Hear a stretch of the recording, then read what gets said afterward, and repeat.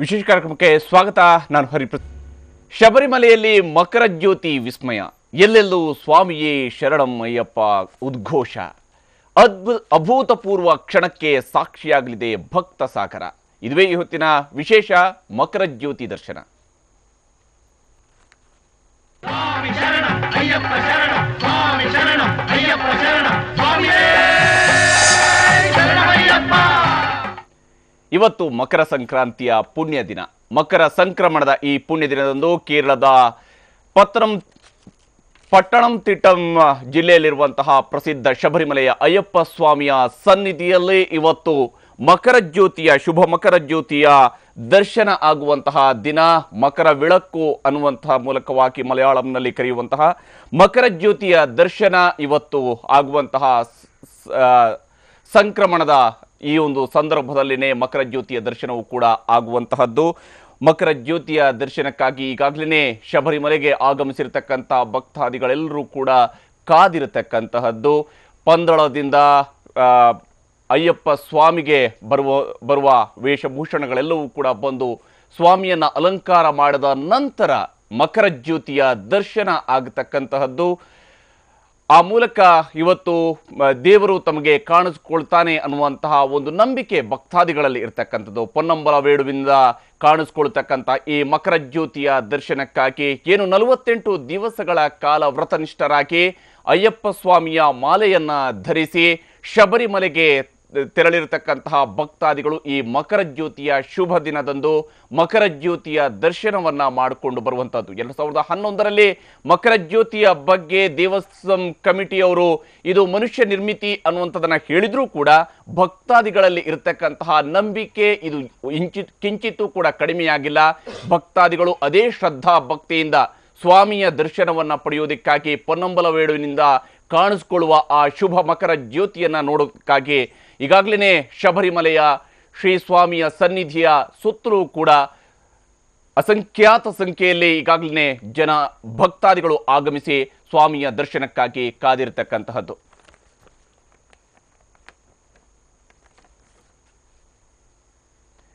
ಈ ಮಕರ ಜ್ಯೋತಿಯ ದರ್ಶನವನ್ನ ನಾವು ನೇರ ಪ್ರಸಾರದ ಮೂಲಕವಾಗಿ ನೋಡೋಣ. ಯಾವ ರೀತಿಯಾದಂತಹ ಒಂದು ವಿಧಿವಿಧಾನಗಳು ಅಲ್ಲಿ ಇವತ್ತು ನಡೆಯುತ್ತೆ, ಹಾಗೆಯೇ ಈ ಒಂದು ಜ್ಯೋತಿಯ ದರ್ಶನದಿಂದ ಭಕ್ತಾದಿಗಳಲ್ಲಿ ಇರತಕ್ಕಂತಹ ನಂಬಿಕೆ ಎಂತಹದ್ದು, ಯಾವ ರೀತಿಯಾಗಿ ನಮ್ಮ ಜೀವನಕ್ಕೆ ಇದರಿಂದ ಒಳಿತಾಗುತ್ತೆ, ಇಡೀ ಮನುಷ್ಯ ಕೋಟಿಗೆ ಇದರಿಂದ ಒಳಿತಾಗುತ್ತೆ ಅನ್ನುವಂತಹ ನಂಬಿಕೆ ಜನರ ಮನಸ್ಸಿನಲ್ಲಿ ಇರ್ತಕ್ಕಂಥದ್ದು, ಭಕ್ತರಲ್ಲಿ ಇರ್ತಕ್ಕಂತಹ ನಂಬಿಕೆ ಎಂತಹದ್ದು, ಹಾಗೂ ಈ ಮಕರ ಜ್ಯೋತಿಯ ವಿಶೇಷತೆ ಮತ್ತು ಸ್ವಾಮಿಗೆ ಸಲ್ಲಿಸ್ತಕ್ಕಂಥ ಈ ಒಂದು ವ್ರತನಿಷ್ಠೆ. ಯಾಕಂದರೆ ಎಲ್ಲ ದೇವಸ್ಥಾನಗಳಿಗೆ ಹೋದಂತಲ್ಲ, ಅದು ಶಬರಿಮಲೆಗೆ ಹೋಗಿ ಅಯ್ಯಪ್ಪ ಸ್ವಾಮಿಯ ದರ್ಶನವನ್ನು ಮಾಡಿಕೊಂಡು ಬರುವಂಥದ್ದು. ಯಾಕಂದರೆ ಅಯ್ಯಪ್ಪ ಸ್ವಾಮಿಯ ದರ್ಶನ ಅನ್ನುವಂಥದ್ದೇ ಅದೊಂದು ವಿಶೇಷವಾದಂತಹ ವ್ರತ. ಆ ವ್ರತನಿಷ್ಠೆ, ಆ ಮಕರ ಜ್ಯೋತಿ, ಅದರ ಮಹತ್ವ, ಇದೆಲ್ಲವನ್ನು ತಿಳಿಸ್ಕೊಡೋದಕ್ಕೂ ಕೂಡ ನಮ್ಮ ಜೊತೆಗೆ ಇಬ್ಬರು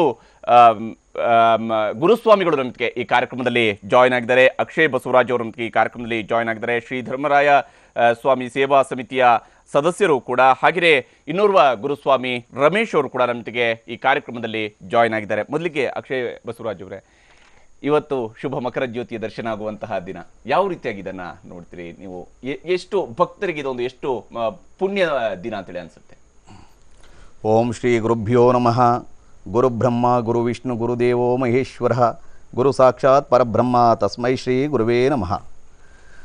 ತಾವು ಹೇಳಿದ ಹಾಗೆ ಇಂದು ನಮ್ಮ ಅಯ್ಯಪ್ಪ ಸ್ವಾಮಿ ಯಾತ್ರಾರ್ಥಿಗಳಿಗೆ ಮತ್ತು ಭಕ್ತರಿಗೆ ಅತ್ಯಂತ ಪವಿತ್ರವಾದಂಥ, ಪರಮ ಪವಿತ್ರವಾದಂಥ ದಿವಸ. ಕಾರಣ, ದಕ್ಷಿಣಾಯನ ಕಾಲ ಮುಗಿದು ಉತ್ತರಾಯಣ ಕಾಲ ಸಮೀಪಿಸ್ತಾ ಇರತಕ್ಕಂಥ ಈ ಸಂಧಿ ಕಾಲದಲ್ಲಿ, ಈ ಮಕರ ಸಂಕ್ರಮಣ ಎಂಬತಕ್ಕಂಥ ಕಾಲದಲ್ಲಿ ಆ ಭಗವಂತನು ಜ್ಯೋತಿ ರೂಪದಲ್ಲಿ ಬಂದು ತನ್ನ ಸಾಕು ತಂದೆಯಾದಂಥ ಪಂದಳ ರಾಜರಾಜಶೇಖರನಿಗೆ ಮತ್ತು ತನ್ನೆಲ್ಲ ಭಕ್ತರಿಗೆ ಪನ್ನಂಬಡ ಮೇಲದಲ್ಲಿ ನಿಂತು ನಾನು ದರ್ಶನವನ್ನು ಕೊಡ್ತೀನಿ ಅಂತ ಹೇಳಿದ್ದಾನೆ. ಆ ಜ್ಯೋತಿ ರೂಪವಾಗಿ ಕಾಣತಕ್ಕಂಥ ದರ್ಶನದಿಂದ ಆ ಭಕ್ತಾದಿಗಳೆಲ್ಲ ತಾವು ಗೈದಂಥ ಅರಿತುವರಿದೆಯೋ ತಿಳಿದೇವೋ ಮಾಡಿದಂಥ ಸಕಲ ಪಾಪ ಕರ್ಮಾದಿಗಳು ಕೂಡ ತೊಡೆದು ಹೋಗಿ ನಾವು ಪುನೀತರಾದವು ಎಂಬತಕ್ಕಂಥ ಭಾವನೆಯನ್ನು ಹೊಂದಿ ಅತ್ಯಂತ ಪುಳಕಿತರಾಗಿ ಅವರು ತಮ್ಮ ಯಾತ್ರೆಯನ್ನು ಆಚರಿಸ್ತಾರೆ. ಈ ದರ್ಶನದಿಂದ ತಲತಲಾಂತರದಿಂದ ತಾವು ಏನು ಕರ್ಮಾದಿಗಳನ್ನು ಮಾಡ್ಕೊಂಡು ಬಂದರೋ ಆ ಕರ್ಮಗಳಲ್ಲಿ ನಮಗೆ ಒಳಿತನ್ನು ಉಂಟು ಮಾಡಲಿ, ನಮ್ಮ ಮುಂದಿನ ಸದ್ಗತಿಯನ್ನು ದಾರಿಯನ್ನು ತೋರಿಸಿ ಭಗವಂತ ನಮ್ಮ ಮೋಕ್ಷ ಮತ್ತು ಮಾರ್ಗಕ್ಕೆ ದಾರಿಯಾಗಲಿ ಅನ್ನೋದಕ್ಕಂಥ ಆಚರಣೆಯನ್ನು ಮಾಡಿಕೊಂಡು ಈ ವ್ರತವನ್ನು ಮಾಡಿರ್ತಾರೆ. ಹಾಗಾಗಿ ಈ ದಿನದ ಆ ಒಂದು ಮಕರ ಜ್ಯೋತಿ ಅತ್ಯಂತ ವಿಶೇಷವಾದಂಥದ್ದು ಅಯ್ಯಪ್ಪ ಸ್ವಾಮಿ ಭಕ್ತರಿಗೆ ಅಂತ ಹೇಳಿ ನಾನು ಹೇಳಲಿಕ್ಕೆ ಇಷ್ಟಪಡ್ತೀನಿ. ನಿಜ. ರಮೇಶ್ ಸ್ವಾಮೀಜಿಯವರೇ, ತಾವು ಹೆಂಗೆ ಹೇಳ್ತೀರಿ, ಇವತ್ತಿನ ಈ ಒಂದು ದಿವಸಕ್ಕಾಗಿ ಮಾಡ್ತಕ್ಕಂಥ ಆ ವ್ರತ ಇದು ಎಷ್ಟು ಮುಖ್ಯ? ಒಬ್ಬ ಅಯ್ಯಪ್ಪ ಸ್ವಾಮಿಯ ಭಕ್ತನಾಗಿ ಸ್ವಾಮಿಯಾಗಿದ್ದು ಅಲ್ಲಿಗೆ ಹೋಗುವಂತಹದ್ದು. ಹೌದು. ಗುರುಸ್ವಾಮಿಗಳೇ ನಮಸ್ಕಾರ. ಈ ದಿನ ಏನಂದರೆ, ನಾವು ಮಾಲೆ ಧಾರಣೆ ಮಾಡೋಕ್ಕೆ ಮುಂಚೆ ಒಬ್ಬ ಗುರುವಿನ ದೀಕ್ಷೆ ಮುಖಾಂತರ ಮಾಲೆ ಧಾರಣೆ ಮಾಡಬೇಕು. ಗುರು ಬೋಧನೆ ಮಾಡ್ತಾರೆ, ಯಾವ ರೀತಿ ನೀತಿ ನಿಯಮಗಳನ್ನು ಪಾಲಿಸಬೇಕು, ನೋಡಬೇಕು, ಮಾಡಬೇಕು ಅನ್ನೋತಕ್ಕಂಥದ್ದು ಅವರ ಮುಖಾಂತರ ನಮ್ಗೆ ಬೋಧನೆ ಆಗ್ತದೆ. ಮೊದಲು ನಾವು ಗುರುಸ್ವಾಮಿಗಳನ್ನ ಭೇಟಿ ಮಾಡಿ ಅವರ ಹತ್ರ ಪ್ರಮಾಣ ಮಾಡಬೇಕು. ವೀಳ್ಯದೆಲೆ ಕೊಟ್ಟು ಪ್ರಮಾಣ ಮಾಡಿ 48 ದಿನಗಳ ವ್ರತಾಚರಣೆಯನ್ನು ಅವರು ತಿಳಿಸಿದ ರೀತಿಯಲ್ಲಿ, ಅಂದರೆ ಮಾಂಸ, ಹಣ್ಣು ಪ್ರತಿಯೊಂದನ್ನು ತ್ಯಾಗ ಮಾಡಿ ದೇವರ ಸನ್ನಿಧಾನ ಪ್ರತಿನಿತ್ಯ ಬೆಳಗ್ಗೆ ಮತ್ತು ಸಾಯಂಕಾಲ ತನ್ನ ಸಕಲ ಕೆಲಸಗಳನ್ನು ಮುಂಚೆ ಬಂದು ಸ್ನಾನ ಮಾಡಿ ಪೂಜೆ ಪಾರಿಗಳು ಮಾಡಿ ಫಲಹಾರ ಪ್ರತಿಯೊಂದು ಹಿತಮಿತಗಳಲ್ಲಿ ಬಳಸಿ ತನ್ನ ವ್ರತವನ್ನು ಆಚರಣೆ ಮಾಡ್ಕೊಂಡು ಹೋಗಬೇಕು. 48 ದಿನಗಳ ನಂತರ ಗುರುಸ್ವಾಮಿಗಳ ಜೊತೆಯಲ್ಲಿ ಶಬರಿಮಲೆ ಯಾತ್ರೆ ಮಾಡಿದಾಗ ಒಂದು ತುಪ್ಪದ ಕಾಯನ್ನು ತುಂಬಿಕೊಂಡು ಹೋದಾಗ ಆ ಒಂದು ಯಾತ್ರೆ ಅಲ್ಲಿ ಈ ಥರ ಮಕರ ಜ್ಯೋತಿ ದರ್ಶನ ನಾವು 18 ವರ್ಷ ಮಾಡಿದ್ದೀವಿ. ಈ ಹಲವಾರು ಕಾರಣಗಳಿಂದ ಈಗ 24ನೇ ವರ್ಷ ಆದರೂ ಸಹಿತ ನಾವು ಈಗ ಫೆಬ್ರವರಿ ಮಾಹೆಯಲ್ಲಿ ಹೋಗ್ತಾ ಇದ್ದೀವಿ. ಆಲ್ರೆಡಿ ನಮ್ಮ ಗುರುಸ್ವಾಮಿಗಳು ಆದಂಥ ವೇಣುಗೋಪಾಲ್ ಗುರುಸ್ವಾಮಿಗಳು ಈಗ ಅಲ್ಲಿ ಇದ್ದಾರೆ, 25 ಜನ ಸ್ವಾಮಿಗಳ ಜೊತೆಯಲ್ಲಿ. ಈ ಥರದ ಹಲವಾರು ಸ್ವಾಮಿಗಳನ್ನು ಸಂಸ್ಥೆಗಳನ್ನು ಹುಟ್ಟು ಮಾಡ್ತಕ್ಕಂಥವ್ರು. 47ನೇ ನಮ್ಮದು ಗುರುಸ್ವಾಮಿಗಳ ಯಾತ್ರೆ, ಜ್ಯೋತಿ ಯಾತ್ರೆ. ಅವ್ರದ್ದು ಪ್ರತಿ ವರ್ಷ ಜ್ಯೋತಿನೇ. ಅವರು ಹೇಳ್ತಕ್ಕಂಥದ್ದು ಒಂದು ಜ್ಯೋತಿ ಯಾತ್ರೆ ಅಂದರೆ 1 ವರ್ಷ ಲೆಕ್ಕ ಅಂತ. ಜ್ಯೋತಿ ನೋಡಿದ್ರೆ ಮಾತ್ರ 1 ವರ್ಷ ಲೆಕ್ಕ ಅಂತ ಅವರ ಒಂದು ಇದರಲ್ಲಿ ಹೇಳ್ತಾರೆ. ಆ ಸಮಿತಿ ಸ್ಥಾಪನೆಯಾಗಿ 47 ವರ್ಷ ಆಗಿದೆ. ಈ 47 ವರ್ಷದಲ್ಲಿ ಗುರುಗಳು ಪ್ರತಿ 1 ಸಾರಿನೂ ಮಿಸ್ ಆಗಿಲ್ಲ. ಮನೆಯಲ್ಲಿ ಹಲವಾರು ನೀತಿ ನಿಯಮಗಳನ್ನ ಪಾಲಿಸ್ತಾರೆ. ಈಗ ಹೆಣ್ಣುಮಕ್ಳು ಇರ್ತಾರೆ, ಅವರದೇ ಆದಂಥ ಒಂದು ತೊಂದರೆ ತಾಪತ್ರಗಳು ಇರ್ತವೆ. ಅದನ್ನೆಲ್ಲ ಅನುಭವ ಇತಿಮಿತಿಯಲ್ಲಿ, ಅಂದರೆ ಅವರು ನಾವು ಮಾಲೆ ಹಾಕ್ಕೊಂಡಿದ್ದಾಗ ಅವರು ಮನೆಯಲ್ಲಿ ಇರಕೂಡ್ದು ಅಥವಾ ಮೇಲೆ ಎಲ್ಲ ಕಾಣದಂಗೆ ಇರಬೇಕು. ನಾವು ಅವ್ರ ಕಣ್ಣು ಕಾಣ್ದಂಗೆ ನಾವು ನೀತಿ ಮೂಲಭೂತ ಏನೋ ಒಂದು ಸಾವಾಗಲಿ ಇನ್ನೊಂದಾಗಲಿ ಅದರಿಂದ ಕಂಡಾಗ ಬಂದು ಮತ್ತೆ ಸ್ನಾನ ಮಾಡಿ ಪೂಜೆ ಮಾಡಿಕೊಂಡು ಆ ರೀತಿ ನಿಯಮಗಳನ್ನು ಮಾಡಿಸ್ಕೊಂಡು ಹೋಗಿ ಆ ಪರಿಪಾಲನೆ ಮಾಡಿ ಆ ಶಬರಿಮಲೆಯಲ್ಲಿ ನಾವು ಆ ಒಂದು ಇದು ಮಾಡಿ ಮತ್ತು ಈ ಮಕರ ಸಂಕ್ರಮಣದಿಂದ ಅಲ್ಲಿರ್ತಕ್ಕಂಥ ಹಬ್ಬದ ವಾತಾವರಣ ನೋಡೋಕ್ಕೆ ಒಂದು ಸಂತೋಷದ ವಿಚಾರ ಅದು. ಅದನ್ನು ಮತ್ತೆ ನಾವು ಪಡೆಯೋಕ್ಕಾಗಲ್ಲ. ಈ ಒಂದು ವ್ರತ ನಿಷ್ಠೆ ಅನ್ನುವಂಥದ್ದು, ಯಾಕಂದ್ರೆ ಒಬ್ಬ ಸಾಮಾನ್ಯ ಮನುಷ್ಯ ಕೂಡ ಅಯ್ಯಪ್ಪ ಸ್ವಾಮಿಯ ದರ್ಶನಕ್ಕೆ ಹೋಗಬೇಕು ಅನ್ನುವಂಥ ಸಂದರ್ಭದಲ್ಲಿ ಮಾಡ್ತಕ್ಕಂಥ ವ್ರತನಿಷ್ಠೆ, ಆತನಿಗೆ ಎಲ್ಲ ಚಟಗಳಿದ್ದಂಥ ಸಂದರ್ಭ ಕೂಡ ಸ್ವಾಮಿಯ ದರ್ಶನಕ್ಕೆ ಅಂತೇಳಿ ಹೋದಾಗ ಹೋಗುವಂಥ ಸಂದರ್ಭದಲ್ಲಿ ಅವೆಲ್ಲದರಿಂದ ದೂರ ಇರಬೇಕು ಅನ್ನುವಂಥದ್ದನ್ನು ಕಟ್ಟುನಿಟ್ಟಾಗಿ ಪಾಲನೆ ಮಾಡಬೇಕು. ಇವೆಲ್ಲವೂ ಕೂಡ ಎಷ್ಟು ಮುಖ್ಯ ಆಗತ್ತೆ, ಆತನ ಮನಸ್ಸಿಗೂ ಕೂಡ ಇದರಿಂದಾಗಿ ಯಾವ ರೀತಿಯಾದಂಥ ಒಂದು ಒಳಿತಾಗತ್ತೆ. ಅತ್ಯಂತ ಮುಖ್ಯವಾದಂಥ ಸಂಗತಿ ಅಂದರೆ ಈ ಅಯ್ಯಪ್ಪ ಸ್ವಾಮಿ ವ್ರತದ ವಿಚಾರ ಬಹಳ ಮುಖ್ಯವಾದದ್ದು. ಅಯ್ಯಪ್ಪ ಸ್ವಾಮಿ ದರ್ಶನವನ್ನು ಎಲ್ಲಿ ಬೇಕಾದರೂ ಯಾರು ಬೇಕಾದರೂ ಹೋಗಿ ಮಾಡ್ಬೋದು. ಆದರೆ ಈ ಪ್ರಪಂಚದಲ್ಲಿಯೇ ಹೇಳಬೇಕು ಅಂದರೆ ಅತ್ಯಂತ ವಿಶಿಷ್ಟವಾದಂಥ ವ್ರತವನ್ನು ಹೊಂದಿರತಕ್ಕಂಥ ಒಂದು ಏಕೈಕ ದೇವರು ಅಂದರೆ ಶಬರಿಮಲೆ ಅಯ್ಯಪ್ಪ ದೇವರು. ಯಾಕೆ ಈ ವ್ರತವನ್ನು ಮಾಡಿದ್ರು, ಈ ವ್ರತದ ಮಹಿಮೆ ಏನು, ಈ ವ್ರತದ ಆಚರಣೆಯಿಂದ ಆ ಭಕ್ತನಿಗೆ ದೊರೆಯತಕ್ಕಂಥ ಫಲಗಳೇನು ಎಂಬತಕ್ಕಂಥ ಕಡೆಗೆ ನಾವು ಗಮನ ಹರಿಸಿದಾಗ ಅತ್ಯಂತ ವಿಶಿಷ್ಟವಾದಂಥ ಫಲ ದೊರೆಯುತ್ತೆ. ಅದು ಮೇಲ್ನೋಟಕ್ಕೆ ಸುಲಭ ಅಂತ ಕಾಣಿಸಿದ್ರು ಕೂಡ ಭಾಳ ಆಳವಾಗಿ ಗಹನವಾಗಿ ವಿಚಾರ ಮಾಡಿದಾಗ ವ್ರತದಲ್ಲಿ ಭಾಳ ನಿಷ್ಠೆಯಿಂದ ನೇಮವನ್ನು ಪಾಲಿಸಬೇಕಾಗ್ತದೆ. ಇದನ್ನು ಎಲ್ಲ ಗುರುಸ್ವಾಮಿಗಳು ತಪ್ಪದೇ ತಮ್ಮ ಶಿಷ್ಯರಿಗೆ ತಿಳಿಸಿ ಯಾತ್ರೆಯನ್ನು ಮಾಡಿಸ್ಬೇಕು. ಇಲ್ಲವಾದಲ್ಲಿ ಖಂಡಿತವಾಗಲೂ ಕೂಡ ಅಯ್ಯಪ್ಪ ಸ್ವಾಮಿ ದರ್ಶನವನ್ನು ಮಾಡಿದ್ರೆ ಖಂಡಿತ ಪೂರ್ಣ ಫಲ ಖಂಡಿತ ದೊರೆಯೋದಿಲ್ಲ. ಇದು ಯಾಕೆಂದರೆ ವ್ರತದಲ್ಲಿ ಅತ್ಯಂತ ಬಹಳ ಪ್ರಮುಖವಾದ ಅಂಗವೇ ಬ್ರಹ್ಮಚರ್ಯ ವ್ರತ. ಈ ಬ್ರಹ್ಮಚರ್ಯ ವ್ರತ ಅತ್ಯಂತ ವಿಶಿಷ್ಟವಾದ್ದು. ಬ್ರಹ್ಮ ಅಂದರೆ ಜ್ಞಾನ, ಜ್ಞಾನ ಅಂದರೆ ಅರಿವು. ಈ ಅರಿವು ಯಾವೊಬ್ಬ ಮನುಷ್ಯ ತನ್ನನ್ನು ತಾನು ಅರಿತುಕೊಳ್ಳೋದಕ್ಕೆ ಪ್ರಯತ್ನ ಮಾಡ್ತಾನೋ, ಸಂಚರಿಸ್ತಾನೋ, ಶ್ರಮಿಸ್ತಾನೋ ಆ ಒಂದು ಕಾಲದ ಅವಧಿಯು ಬ್ರಹ್ಮಚರ್ಯವೂ ಆಗ್ತದೆ. ಹಾಗಾಗಿ ಬ್ರಹ್ಮಚರ್ಯ ಆಚರಣೆಯಿಂದ ಮನಸ್ಸು, ಬುದ್ಧಿ, ಇಂದ್ರಿಯಗಳ ಮೇಲೆ ನಾವು ಹತೋಟಿಯನ್ನು ಸಾಧಿಸ್ತೀವಿ. ಕೇವಲ ಸ್ತ್ರೀಯನ್ನು ದೂರ ಇಟ್ಟು ಸ್ತ್ರೀಯ ಸಂಘದಿಂದ ದೂರ ಇದ್ದಿದ್ದರೆ ಮಾತ್ರ ಬ್ರಹ್ಮಚರ್ಯವಲ್ಲ. ಈ ಮನಸ್ಸು, ಬುದ್ಧಿ, ಇಂದ್ರಿಯಗಳನ್ನು ಯಾವೊಬ್ಬ ವ್ಯಕ್ತಿ ಹತೋಟಿಯಲ್ಲಿ ಇಟ್ಟುಕೊಂಡು ನಿಯಮ ನಿಷ್ಠೆಗಳಿಂದ ಗುರುಸ್ವಾಮಿ ಹೇಳಿದ ರೀತಿಯಲ್ಲಿ ಏನು ನಮ್ಮ ಐತಿಹ್ಯ, ಪೌರಾಣಿಕವಾದಂಥ ಐತಿಹ್ಯ ಇದೆಯೋ ಅದರಂತೆ ಏನು ಅಯ್ಯಪ್ಪ ಸ್ವಾಮಿಯವರು ತಮ್ಮ ತಂದೆಯವರಿಗೇ ತಾವು ಈ ರೀತಿಯಾದಂಥ ವ್ರತ ನಿಯಮಗಳಲ್ಲಿ ನನ್ನ ಭಕ್ತಾದಿಗಳೆಲ್ಲ ಬರಬೇಕು ಅಂತೇಳಿ ಅಟ್ಟಪ್ಪಣೆಯನ್ನು ಮಾಡಿದರೋ ಅದೇ ಪ್ರಕಾರದಲ್ಲಿ ಯಾತ್ರೆ ಮಾಡಿದಾಗ ಸಂಪೂರ್ಣವಾದಂಥ ಫಲವನ್ನು ನಾವು ಪಡಿತೀವಿ. ಹಾಗಾಗಿ ಈ ಬ್ರಹ್ಮಚರ್ಯ ವ್ರತ ಅತ್ಯಂತ ಶ್ರೇಷ್ಠವಾದದ್ದು. ನಮ್ಮ ಜ್ಞಾನೇಂದ್ರಿಯಗಳು ಕರ್ಮೇಂದ್ರಿಯಗಳನ್ನು ಶುದ್ಧವಾಗಿ ಭಕ್ತಿಯಿಂದ ನಾವು ನಮ್ಮ ಹತೋಟಿಗೆ ತೆಗೆದುಕೊಂಡಾಗ ನಾವು ಯಾರು ಎಂಬತಕ್ಕಂಥ ಅರಿವನ್ನು ಪಡೆಯೋದಕ್ಕೆ ನಾವು ಅರ್ಹರಾಗ್ತೀವಿ. ಯಾವಾಗ ನಾವು ಈ ಒಂದು ಅರ್ಹತೆಯನ್ನು ಪಡ್ಕೊಳ್ತೀವೋ ನಮ್ಮ ವಿವೇಕ ಜಾಗೃತವಾಗ್ತದೆ. ವಿವೇಕ, ಮನಸ್ಸು, ಈ ಬುದ್ಧಿ ಇವೆಲ್ಲವೂ ಒಂದಾಗಿ ನಾವು ಯಾರು, ನಮ್ಮ ಅಸ್ತಿತ್ವದ ನಿಜ ಅರ್ಥ ಏನು ಎಂಬುದರ ಕಡೆ ಮನಗಾಣೋದಕ್ಕೆ ಪ್ರಯತ್ನ ಮಾಡ್ತೀವಿ. ಹಾಗಾಗಿ ಭಾಳ ಅತ್ಯಂತ ಪ್ರಮುಖವಾದ್ದು ನಮ್ಮ ಇಂದ್ರಿಯಗಳ ನಿಗ್ರಹ. ಕಾಮ, ಕ್ರೋಧ, ಮದ, ಮೋಹ, ಲೋಭ, ಡಂಭಾಚಾರ, ಅಸೂಯೆ ಇಂತಹ ಅಷ್ಟ ಮದಗಳನ್ನು ನಾವು ಹದ್ದುಬಸ್ನಲ್ಲಿಟ್ಟುಕೊಂಡು ಅದ್ರ ಮೂಲಕ ನಾವು ಯಾರು ಎಂಬತಕ್ಕಂಥ ಒಂದು ಅರಿವನ್ನು ಉಂಟು ಮಾಡೋರು ನಿಜವಾದ ಗುರುಗಳು. ಅಂಥ ಗುರುವಿನ ಮಾರ್ಗದರ್ಶನವನ್ನು ಪಡೆದು ಯಾತ್ರೆ ಮಾಡಬೇಕೇವನ ಕಂಡ ಸಿಕ್ಕ ಗುರುಗಳು ಕಾಣಿಕೆಗೋಸ್ಕರ ಮಾಡೋಂಥ ಗುರುಗಳ ಹತ್ರ ಖಂಡಿತವಾಗಲೂ ಈ ಅಯ್ಯಪ್ಪ ಸ್ವಾಮಿ ಯಾತ್ರಿಕರು ಖಂಡಿತ ಮಾಡಬಾರ್ದು.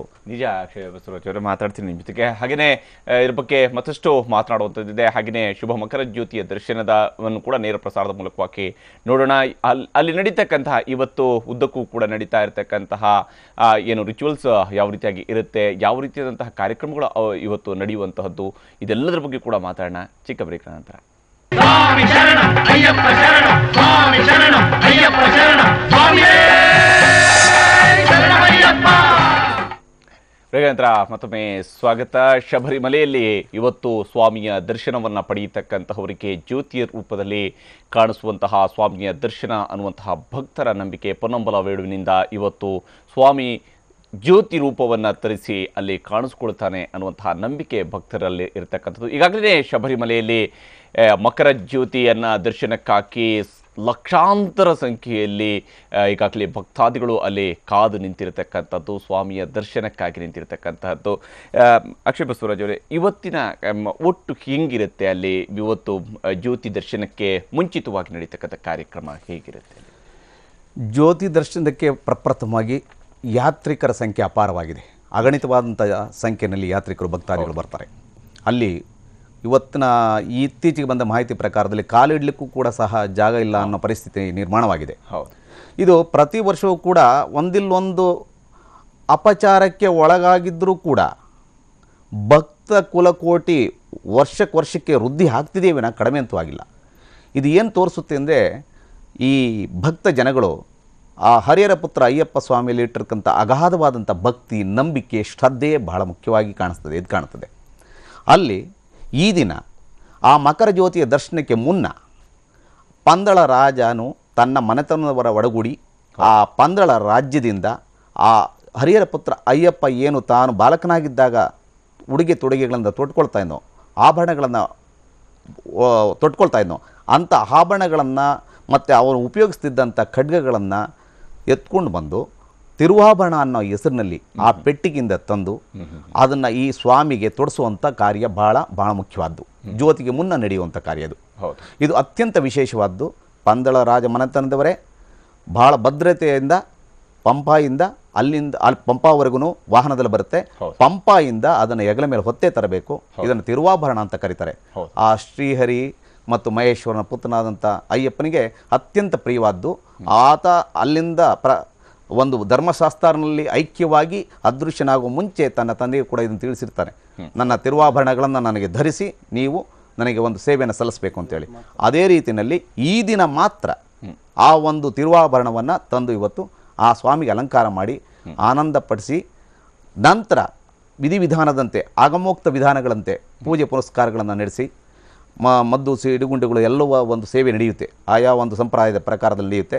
ಆ ರೀತಿಯಾದ ನಂತರ ಒಂದು ಈ ಮಕರ ಸಂಕ್ರಮಣ ದಿವಸದಂದು ಆ ಒಂದು ಸಂಕ್ರಮಣ ಕಾಲದಲ್ಲಿ ಆ ಜ್ಯೋತಿ ರೂಪನಾಗಿ ಅಯ್ಯಪ್ಪ ದೇವರು ದರ್ಶನ ಕೊಡ್ತಾನೆ ಎಂಬತಕ್ಕಂಥ ಪ್ರತೀತಿ, ನಂಬಿಕೆ, ಐತಿಹ್ಯ ಇದೆ.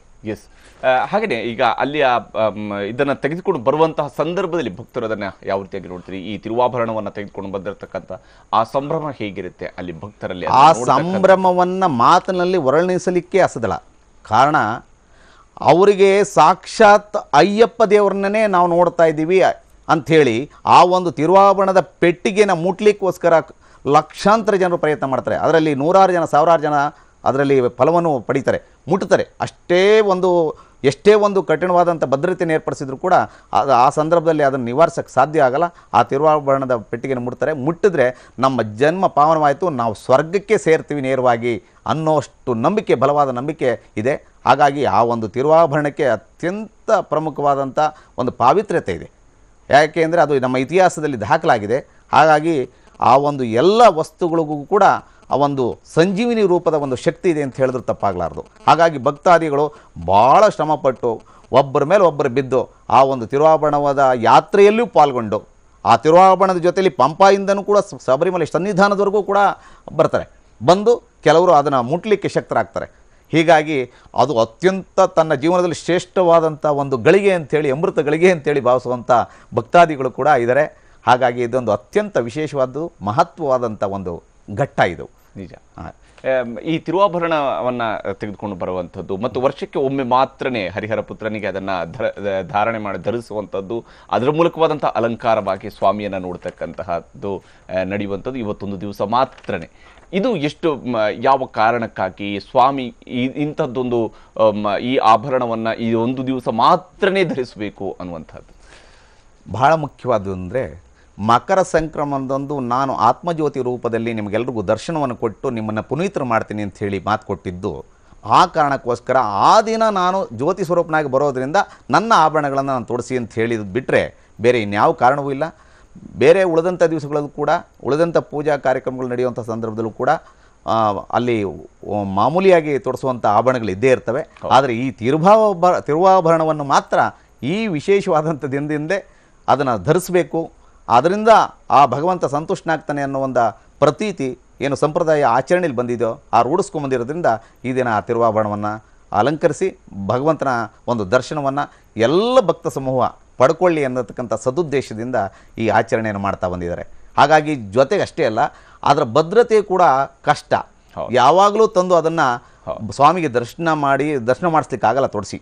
ಕಾರಣ ಯಾಕೆಂದರೆ ಅದು ಅತ್ಯಂತ ಅಮೂಲ್ಯವಾದಂಥ ಆಸ್ತಿ. ಇಡೀ ಶಬರಿಮಲೆ ಸನ್ನಿಧಾನದಲ್ಲಿ ಅಯ್ಯಪ್ಪ ಸ್ವಾಮಿಯ ಏನು ಒಂದು ನಂಬಿಕೆ ಇವತ್ತು ಜನ ಕೋಟ್ಯಾನುಕೋಟಿ ಜನ ಭಾರತದಿಂದಲಲ್ಲ ವಿದೇಶಗಳಿಂದ ಕೂಡ ಬರ್ತಾರೆ. ನಾವು ಕಣ್ಣಾರೆ ನೋಡಿದ್ವಿ, ನಮ್ಮ ಜೊತೆ ರೂಮ್ನಲ್ಲೆಲ್ಲ ಪಕ್ಕದಲ್ಲಿ ಅವರು ವಾಸ ಮಾಡಿದ್ದಾರೆ, ಬೇರೆ ಬೇರೆ ದೇಶದವರು.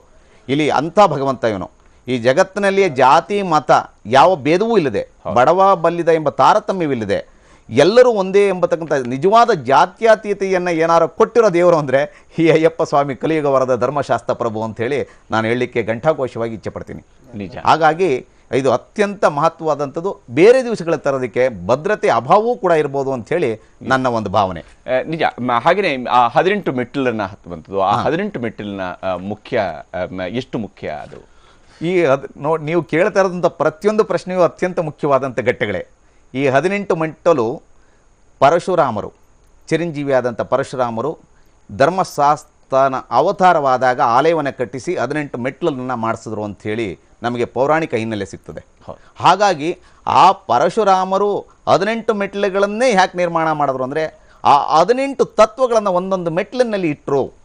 ಹಾಗಾಗಿ ಅದರ ಒಂದು ಪ್ರತೀಕವಾಗಿ ನಾವು ಯಾತ್ರೆ ಮಾಡ್ತಕ್ಕಂಥ ಭಕ್ತಾದಿಗಳು ಕೂಡ 18 ವರ್ಷಗಳು ಮಾಡಿದ್ರೆ, ಸಂಪೂರ್ಣಗೊಳಿಸಿದ್ರೆ ಆವಾಗ ಅದು ಸಂಪನ್ನವಾಗ್ತದೆ. ಅವನು ಮೋಕ್ಷಕ್ಕೆ ಮುಕ್ತಿಗೆ ದಾರಿ ಮಾಡ್ಕೊಂಡಂಗೆ ಆಗ್ತದೆ ಆ ಭಕ್ತ ಅಂತ ಒಂದು ನಂಬಿಕೆ ಇದೆ. ಆ 18 ತತ್ವಗಳಲ್ಲಿ 5 ಪಂಚೇಂದ್ರಿಯಗಳು, 8 ಅಷ್ಟಮದಗಳು,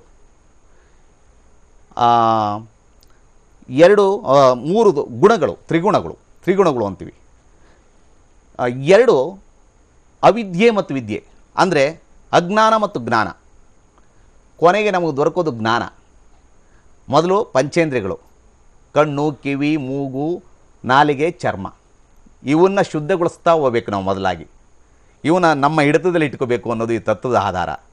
ಈ ಪಂಚೇಂದ್ರಿಯಗಳನ್ನು ಹಿಡಿತದಲ್ಲಿ ಇಟ್ಟುಕೊಂಡು ಅದನ್ನು ಮೆಟ್ಲೋಪಾದಿಯಲ್ಲಿ ನಾವು ತುಳಿದು ಮೆಟ್ಟಿ ಅವನ್ನೆಲ್ಲ ಒಂದು ಮೂಟೆ ಕಟ್ಟಿ ನಂತರ ನಾವು ಆ ಒಂದು ಭಗವಂತನ ದರ್ಶನಕ್ಕೆ ಒಂದೊಂದೇ ಮೆಟ್ಲನ್ನ ನಾನು ಹತ್ತಿ ಪಕ್ವಾಗ್ತಾ ಇದ್ದೀನಿ ನೆತ್ರ ಬರೋದಕ್ಕೆ ಅಂತ ಹೇಳೋ ಅನ್ನೋದು ಈ ಒಂದು ಸಂಕೇತ.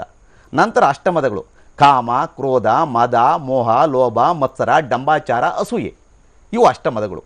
ಇದಾದ ನಂತರ ಇವನ್ನ ತುಳಿಯೋದು ಅತ್ಯಂತ ಕಠಿಣವಾದ್ದು. ಇಲ್ಲಿಯೇ ಗುರುಸ್ವಾಮಿಯ ಪಾತ್ರ ಅತ್ಯಂತ ಪ್ರಮುಖವಾಗಬೇಕಾಗುತ್ತೆ.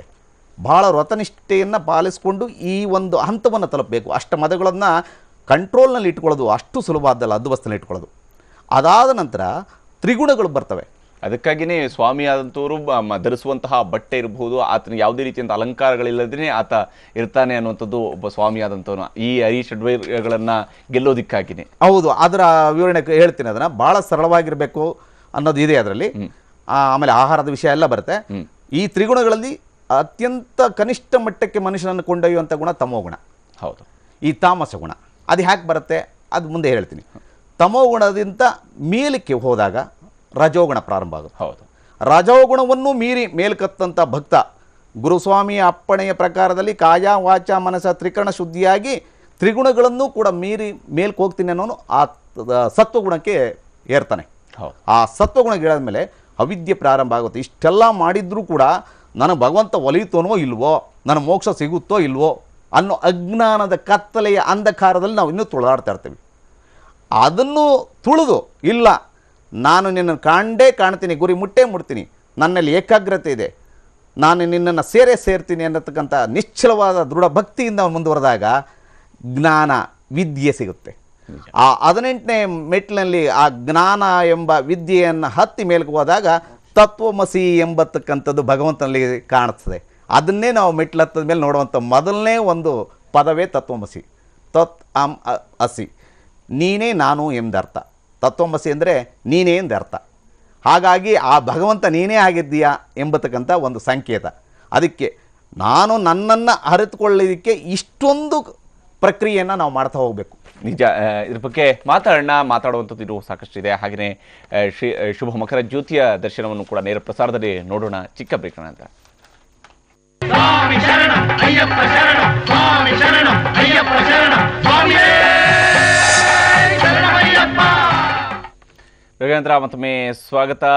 ಏನು ಪೊನ್ನಂಬಲ ಬೀಡುವಿನಿಂದ ಇವತ್ತು ಸ್ವಾಮಿಯ ದರ್ಶನವನ್ನು ಜ್ಯೋತಿ ಸ್ವರೂಪಿಯಾಗಿ ನೋಡೋದಕ್ಕಾಗಿ ಲಕ್ಷಾಂತರ ಸಂಖ್ಯೆಯಲ್ಲಿ ಅಲ್ಲಿ ಭಕ್ತಾದಿಗಳು ಜಮಾಯಿಸಿದ್ದಾರೆ. ಶಬರಿಮಲೆಯ ಶ್ರೀಗಿರಿಯಲ್ಲಿ ನಿಂತು ಜನ ಸನ್ನಿಧಾನದ ಸಮೀಪದಿಂದ ಕೂಡ ನೋಡತಕ್ಕಂಥದ್ದಕ್ಕೆ ಮತ್ತು ಇತರೆ ಭಾಗಗಳಲ್ಲಿ ಏನು ನೋಡೋದಕ್ಕೆ ಸಾಧ್ಯ ಆಗುತ್ತೆ, ಎಲ್ಲ ಕಡೆಯಲ್ಲೂ ಕೂಡ ನಿಂತು ಸ್ವಾಮಿಯ ದರ್ಶನಕ್ಕಾಗಿ ಕಾದು ಕುಳಿತಿರ್ತಕ್ಕಂತಹ ಭಕ್ತರು ಇವತ್ತು ಅಲ್ಲಿರ್ತಕ್ಕಂಥದ್ದು. ಹಾಗೆಯೇ ಏನು ತಿರುವಾಭರಣವನ್ನು ಈಗಾಗಲೇ ಹೊತ್ತು ತರಲಾಗತ್ತೆ. ತಿರುವಾಭರಣವನ್ನು ತಂದು ಸ್ವಾಮಿಗೆ ಧರಿಸುವಂತಹ ಒಂದು ಪ್ರಕ್ರಿಯೆ ನಡೆಯುತ್ತೆ. ಪಂಪಾದಿಂದ ಸನ್ನಿಧಾನದವರೆಗೂ ಕೂಡ ಅದನ್ನು ಹೊತ್ತು ತರುವಂತಹ ಒಂದು ಸಂದರ್ಭ. ಆ ಸಂದರ್ಭದಲ್ಲೂ ಕೂಡ ಅದನ್ನು ಕೂಡ ತಮ್ಮ ಕಣ್ತುಂಬಿಕೊಳ್ಳುವಂತಹದ್ದು. ಆ ಮೂಲಕವಾಗಿ ಸ್ವಾಮಿಗೆ ಧರಿಸತಕ್ಕಂತಹ ತಿರುವಾಭರಣವನ್ನು, ಸ್ವಾಮಿಯೇ ಧರಿಸಿದ್ದಂತಹ ತಿರುವಾಭರಣವನ್ನು ಈಗ ನೋಡ್ತಕ್ಕಂಥ ಒಂದು ಸಂದರ್ಭ ಇದು. ಈಗ ನಾವು ದೃಶ್ಯದಲ್ಲೇನು ನೋಡ್ತಾ ಇದ್ದೀವಿ, ಈ ದೃಶ್ಯದಲ್ಲಿ ಕಾಣುತ್ತಾ ಇರುವಂಥದ್ದು ಇದು ಸ್ವಾಮಿಯೇ ಧರಿಸ್ತಾ ಇದ್ದಂತಹ ಆಭರಣಗಳು ಹಾಗೂ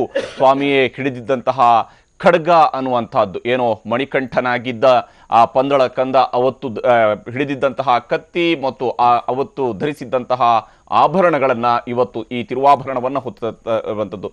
ಅಕ್ಷಯ್ ಬಸವರಾಜ್ ಅವರೇ, ಈ ದೃಶ್ಯವನ್ನು ಬಗ್ಗೆ ನೋಡ್ತಾ ಹೋದರೆ ಈ ತಿರುವಾಭರಣದ ಮಹತ್ವ ಮತ್ತು ಈ ಪಂಪೆಯಿಂದ ಅಲ್ಲಿವರೆಗೆ ಸನ್ನಿಧಾನದವರೆಗೂ ಕೂಡ ಬರ್ತಕ್ಕಂಥ ಆ ಹಾದಿಯ ಬಗ್ಗೆ. ಪಂಬಾಯಿಂದ ತಿರುವಾಭರಣವನ್ನು ಭಾಳ ಅದ್ಭುತವಾದಂಥ ರಕ್ಷಣೆಯಿಂದ ತರ್ತಾರೆ. ತಂದಾಗ ಈಗ ಇಲ್ಲಿ ಮೆಟ್ಟಿಲುಗಳನ್ನು ಹತ್ತುತ್ತಾ. ಹೌದು. ಈಗ ಆ ಆಭರಣದ ಮುಂಭಾಗದಲ್ಲಿ ಪಾರುಪತ್ಯಗಾರರು ಪ್ರಾರಂಭ ಮಾಡ್ತಾರೆ. ಅವ್ರ ಮುಂಭಾಗದಲ್ಲಿ ಒಂದು ಪಂಜನ್ನು ಹಿಡಿದುಕೊಂಡು ಅವರಿಗೆ ಬೆಳಕನ್ನು ತೋರಿಸ್ತಾ ಹೌದು ಇಬ್ಬರು ಸಹಾಯಕರು ಬರ್ತಾ ಇದ್ದಾರೆ. ಹೌದು. ಅವರು ಬಹಳ ಪ್ರಮುಖವಾದಂಥ ಪಾತ್ರವನ್ನು ನಿರ್ವಹಿಸ್ತಾರೆ ಇಲ್ಲಿ. ಹೌದು. ಇದಾದ ನಂತರ ಚಂಡೆ ಮದ್ದಳೆಯೊಂದಿಗೆ ನಾದಸ್ವರದೊಂದಿಗೆ ಆ ಸ್ವಾಮಿಯ ತಿರುವಾಭರಣವನ್ನು ಶಾಸ್ತ್ರೋಕ್ತವಾಗಿ ತರ್ತಾರೆ. ಅದರಲ್ಲಿ ರಾಜ ಮನೆತನದವರು, ರಾಜವಂಶಸ್ಥರು ಅದರಲ್ಲಿ ಜೊತೆಯಲ್ಲೇ ಇರ್ತಾರೆ. ಸೊ ಅವರು ಸಹ ನಮ್ಮಂತೆ ವ್ರತವನ್ನು ಆಚರಣೆ ಮಾಡಿಕೊಂಡು ಆ ಸ್ವಾಮಿ ಆಭರಣಗಳ ಜೊತೆ ಬರ್ತಾರೆ. ಬಂದು ಅವರ ಸಮ್ಮುಖದಲ್ಲಿ, ಆ ರಾಜ ಮನೆತನದವರ ಸಮ್ಮುಖದಲ್ಲಿ, ಮೇಲ್ಶಾಂತಿಯವರ ಸಮ್ಮುಖದಲ್ಲಿ ಆ ಸ್ವಾಮಿಗೆ ಒಂದು ತಿರುವಾಭರಣವನ್ನ ಅಲಂಕರಿಸ್ತಾರೆ. ಸೊ ಇಂಥ ಒಂದು ಪ್ರಕ್ರಿಯೆಯಲ್ಲಿ ಈ ಸಂದರ್ಭದಲ್ಲಿ ಅಲ್ಲಿ ಎಲ್ಲ ಭಕ್ತಾದಿಗಳು ಕೂಡ ಸ್ವಾಮಿಯ ಜಯಘೋಷವನ್ನು ಮಾಡುತ್ತಾ ಸ್ವಾಮಿ ಶರಣ ಹೇಳ್ತಾ ಇರ್ತಾರೆ. ಸಾಂಸ್ಕೃತಿಕ ಕಾರ್ಯಕ್ರಮಗಳು ನಡೀತಾ ಇರ್ತವೆ. ಎಲ್ಲ ಕಡೆಯೂ ಕೂಡ ಹರ್ಷದ ಮನೆ ಮಾಡಿರ್ತದೆ. ಜನ ನಾವು ಒಂದು ರಾಗಿಯನ್ನು ಎರ್ಚಿದ್ರು ಕೂಡ ಕೆಳಗೆ ಬೀಳದಂಥ ಸಾಂದ್ರತೆಯಲ್ಲಿ ಸೇರಿರ್ತಾರೆ. ಇದು ಅತ್ಯಂತ ಶುಭ ಮುಹೂರ್ತ ಅಂಥೇಳಿ ಅಲ್ಲಿಯ ಭಕ್ತಾದಿಗಳು ಒಂದು ನಂಬಿಕೆಯನ್ನು ಅನಾದಿ ಕಾಲದಿಂದಲೂ ಇಟ್ಕೊಂಡು ಬಂದಿದ್ದಾರೆ. ಇಂಥ ಒಂದು ಅದ್ಭುತವಾದಂಥ ಪವಿತ್ರತಮವಾದಂಥ ಆಭರಣವನ್ನು ನೋಡಿ ಕಣ್ತುಂಬಿಕೊಳ್ಳದೆ ಒಂದು ಈ ಜನ್ಮದ ಭಾಗ್ಯ ಅಂತೇಳಿ ತಿಳ್ಕೊಂಡಿದ್ದಾರೆ ಅಲ್ಲಿನ ಭಕ್ತಾದಿಗಳು. ಹಾಗಾಗಿ ಇದು ಇತಿಹಾಸದಂತೆ ಪೌರಾಣಿಕದ ಹಿನ್ನೆಲೆಯಂತೆ ಅತ್ಯಂತ ಶ್ರೇಷ್ಠವಾದದ್ದು. ಇದನ್ನು ಭಾಳ ಭಯಭಕ್ತಿಯಿಂದ ಗೌರವದಿಂದ ಅದನ್ನು ಕಾಪಾಡಬೇಕು, ಜತನ ಮಾಡಬೇಕು. ಅಂಥ ಒಂದು ವಿಶಿಷ್ಟವಾದಂಥ ಈ ಆಭರಣಗಳನ್ನು ಸ್ವಾಮಿಗೆ ಈಗ ತೋರಿಸಲಾಗ್ತದೆ. ಅಷ್ಟು ದರ್ಶನವನ್ನು ಅಲ್ಲಿರ್ತಕ್ಕಂಥ ಎಲ್ಲ ಭಕ್ತಾದಿಗಳು ರಾತ್ರಿ ಸ್ವಾಮಿಯ ಬಾಗಿಲು ಮುಚ್ಚೋವರೆಗೂ ಕೂಡ ಎಷ್ಟು ಲಕ್ಷ ಜನಗಳಿಗೆ ಸಾಧ್ಯವಾಗುತ್ತೋ ಅಷ್ಟು ಜನಗಳಿಗೂ ಆ ದರ್ಶನ ಭಾಗ್ಯ ಈ ದಿನ ದೊರಕ್ತದೆ. ಅಂಥ ಸುಂದರವಾದಂಥ ಒಂದು ದರ್ಶನ. ಪಂದಳ ರಾಜನ ಪಂದಳ ಕಂದನಾಗಿ ಮಣಿಕಂಠನಾಗಿ ಏನು 12 ವರ್ಷದ ಬಾಲಕನಾಗುವವರೆಗೂ ಆ ಪಂದಳ ರಾಜ್ಯದ ರಾಜನಾದಂಥ ರಾಜಶೇಖರ ಮತ್ತು ಮಹಾರಾಣಿಯವರು ಆ ಮುದ್ದು ಕಂದನಿಗೆ ತಮ್ಮ ಭಾಗ್ಯದ ಪುತ್ರನಿಗೆ ಏನು ಒಡವೆಗಳನ್ನು ತೋಡಿಸಿ ಆನಂದ ಪಡ್ತಾಯಿದ್ರು. ಅದೇ ರೀತಿಯ ಪಂದಳ ರಾಜ್ಯದ ರಾಜಕುಮಾರನ ಅಲಂಕಾರದಲ್ಲಿ ಸ್ವಾಮಿ ಅಯ್ಯಪ್ಪನನ್ನು ಈ ದಿನ ಅಲಂಕಾರಗೊಳಿಸ್ತಾರೆ. ಅವರಿಗೆಲ್ಲ ಈಗ ಪಂದಳ ರಾಜ್ಯದಲ್ಲಿ ಮಣಿಕಂಠನಾಗಿದ್ದಂಥ ಆ ರಾಜಕುಮಾರನ ಚಿತ್ರಣವೇ ಈಗೆಲ್ಲ ಭಕ್ತರಿಗೆ ಕಂಡು ಬರ್ತದೆ.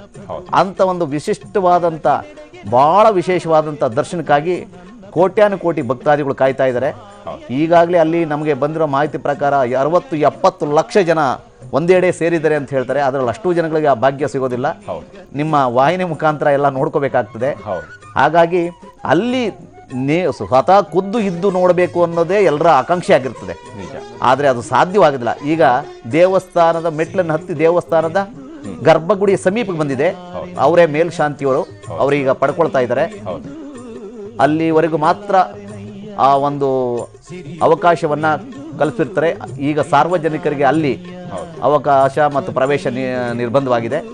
ಕೇವಲ ಒಂದು ರಕ್ಷಣೆಯವರು ಮತ್ತು ಅದು ಈಗ ರ್ಯಾಪಿಡ್ ಫೋರ್ಸ್ನ ಬಳಸ್ಕೊಂಡು ಆ ರಕ್ಷಣೆಯನ್ನು ನಿರ್ಮಾಣ ಮಾಡಿದ್ದಾರೆ. ಇಂಥ ಸಂದರ್ಭದಲ್ಲಿ ಇಲ್ಲಿ ರಾಜಮನೆತನದವರು ಬಿಟ್ಟರೆ ಆ ಅರ್ಚಕ ವೃಂದದವರು ಮಾತ್ರ ಆ ಸ್ವಾಮಿಯ ಆಭರಣವನ್ನು ಸ್ವೀಕರಿಸಿ ಒಳಗಡೆ ತೆಗೆದುಕೊಂಡು ಹೋಗ್ತಾರೆ. ಇಷ್ಟಾದರೂ ಕೂಡ ಅರ್ಚಕ ವೃಂದ ಬಿಟ್ಟರೆ ಒಳಭಾಗಕ್ಕೆ ಬೇರೆಯವರಿಗೆ ಪ್ರವೇಶವಿಲ್ಲ. ಸೊ ಹಾಗಾಗಿ ಈಗ ಇನ್ನು 5-6 ನಿಮಿಷಗಳಲ್ಲಿ ಸ್ವಾಮಿಯವರಿಗೆ ಆ ಎಲ್ಲ ತಿರುವಾಭರಣಗಳನ್ನು ಆ ಮೇಲ್ಶಾಂತಿಯವರು ಮತ್ತು ಇತರೆ ಅರ್ಚಕ ವೃಂದದವರು ಸೇರಿ ಆ ಸ್ವಾಮಿಗೆ ಅಲಂಕರಿಸ್ತಾರೆ. ಅದಾದ ನಂತರ ಕೆಲವು ನಿಮಿಷಗಳಲ್ಲಿ ದೀಪ ಬೆಳಗ್ತಾ ಇದ್ದಾರೆ. ಅದು ದೀಪಸ್ತಂಭ ಆ ದೇವಸ್ಥಾನದ ಮುಂಭಾಗದಲ್ಲಿ ಇರ್ತಕ್ಕಂಥದ್ದು.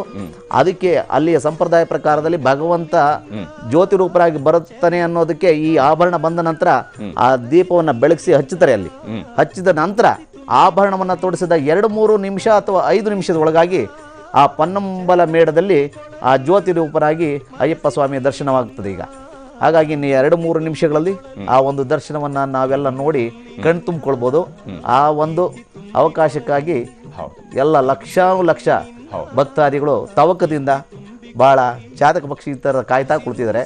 ಇಂಥ ಒಂದು ಅತ್ಯದ್ಭುತವಾದಂಥ ವಿಶೇಷವಾದಂಥ ಒಂದು ದಿವ್ಯ ಸಾನ್ನಿಧ್ಯ ಇರತಕ್ಕಂಥ ಶ್ರೀ ಶಬರಿಮಲೆ ಅತ್ಯಂತ ಪವಿತ್ರವಾದ್ದು. ನಮ್ಮ ಹಿಂದೂ ಸನಾತನ ಧರ್ಮದಲ್ಲಿ ಅತಿ ಶ್ರೇಷ್ಠವಾದಂಥ ಯಾತ್ರಾ ತ್ರಾಣವಾಗಿದೆ. ನಂಬಿದ ಭಕ್ತರನ್ನ ಒಂದು ಗರುಡ ಜೊತೆಗೆ ಬರುತ್ತೆ. ಆ ಗರುಡ ಹಿಂದೆ ಬರ್ತಾ ಇತ್ತು. ನಾವು 24 ವರ್ಷಗಳಿಂದ ಯಾತ್ರೆ ಮಾಡಿದಾಗ ಅದನ್ನು ಕಂಡಿದ್ವಿ. ಈಗ ಬರಬರ್ತಾ ಆ ಗರುಡ ಅಷ್ಟು ಕೆಳಮಟ್ಟದಲ್ಲಿ ಬರ್ತಾ ಇಲ್ಲ, ಮೇಲೆ ಬರ್ತಿದೆ ಅಂತ ಹೇಳ್ತಾರೆ, ಅದು ಗೋಚರಿಸ್ತಾ ಇಲ್ಲ. ಹಾಗಾಗಿ ನಾವು ಅದು ಗರುಡ ಬರ್ತಿದೆ ಅಂತೇಳಿ ಭಾವಿಸೋದ್ರಲ್ಲಿ ಅಷ್ಟು ಏನು ಅರ್ಥವಿಲ್ಲ ಅಂತ ಅನಿಸುತ್ತೆ. ಯಾಕೆಂದ್ರೆ ಕಣ್ಣಿಗೆ ಗೋಚರಿಸಬೇಕು. ಕಣ್ಣಿಗೆ ಕಾಣದಷ್ಟು ಎತ್ತರದಲ್ಲಿ ಬರ್ತಿದೆ ಅಂದ್ರೆ ಗರುಡವೋ ಬೇರೆ ಪಕ್ಷಿನೋ ಏನೋ ಅಂತ ಹೇಳಕ್ಕಾಗಲ್ಲ. ಆದ್ರೆ ಹಿಂದೆ ಬರ್ತಿದ್ದು ಸತ್ಯ. ಅದು ಗರುಡ ತಿರುವಾಭರಣದ ಮೇಲ್ಭಾಗದಲ್ಲೇ ಹಾರಾಟ ನಡೆಸ್ಕೊಂಡು ಬರ್ತಾ ಇದ್ದಂತೂ ಸತ್ಯ. ಅದು ನಮ್ಮ ಹಿರೀಕರು, ನಮ್ಮ ಗುರುಸ್ವಾಮಿಯಾದಂಥ ವೇಣುಗೋಪಾಲ ಸ್ವಾಮಿಯವರು ಮತ್ತು ಲಕ್ಷ್ಮಣ ಸ್ವಾಮಿಯವರು 47 ವರ್ಷಗಳಿಂದ ಸತತವಾಗಿ ಮಕರ ಜ್ಯೋತಿ ಯಾತ್ರೆವನ್ನೇ ಮಾಡ್ತಾ ಇದ್ರು. ಅವರು ಅವರ ದೃಷ್ಟಿನಲ್ಲಿ ನವೆಂಬರ್ 16ನೇ ತಾರೀಕಿಗೆ ಮಾಲೆ ಧಾರಣೆ ಮಾಡಿ ಸಂಕ್ರಾಂತಿ 14ನೇ ತಾರೀಕುವರೆಗೂ ಜ್ಯೋತಿ ದರ್ಶನ ಮಾಡಿ ಯಾರು ಬರ್ತಾರೋ ಅದು 1 ವರ್ಷದ ಲೆಕ್ಕ ಸಮ ಅಂತ ಹೇಳ್ತಾರೆ ಅವರು. ಆ ರೀತಿಯಾದಂಥ ವ್ರತ ನಿಯಮಗಳನ್ನೇ ಪಾಲಿಸ್ಕೊಂಡು ಇವತ್ತು ಬಂದಿದ್ದಾರೆ ನಮ್ಮ ಗುರುಸ್ವಾಮಿಗಳಾದಂಥ ಹಿರಿಯರು. ಹಾಗಾಗಿ ಆ ಒಂದು ಕಾಲದಲ್ಲಿ ಅತ್ಯಂತ ಶ್ರೇಷ್ಠವಾದಂಥದ್ದು ಈ ಮಕರ ಸಂಕ್ರಮಣದ ಕಾಲ. ಈಗ ಸ್ವಾಮಿಯ ತಿರುವಾಭರಣವನ್ನು ಧರಿಸಿದ ನಂತರ ಅಂಥ ಒಂದು ದರ್ಶನವನ್ನು ನಾವೆಲ್ಲ ಪಡ್ಕೊಳ್ಬೋದು. ಅಂತ ವಿಶೇಷ ಸಂದರ್ಭದಲ್ಲಿ ಕಾಲಘಟ್ಟದಲ್ಲಿ ನಾವೀಗ ಇದ್ದೀವಿ. ಇನ್ನು ಕೆಲವು ನಿಮಿಷಗಳಲ್ಲಿ ಅಂತ ದಿವ್ಯತಮವಾದಂಥ ಅಮೃತಮಯವಾದಂಥ ದರ್ಶನವನ್ನು ಶಬರಿಮಲೆ ಅಯ್ಯಪ್ಪ ದೇವರಿಗೆ ಮಾಡಿಸಿ ನಮಗೆಲ್ಲ ತೋರಿಸ್ತಿದ್ದಾರೆ. ಅಲ್ಲಿಯ ಒಂದು ಅರ್ಚಕ ವೃಂದದವರು ಮತ್ತು ಮೇಲ್ಶಾಂತಿಯವರು. ಹೌದು.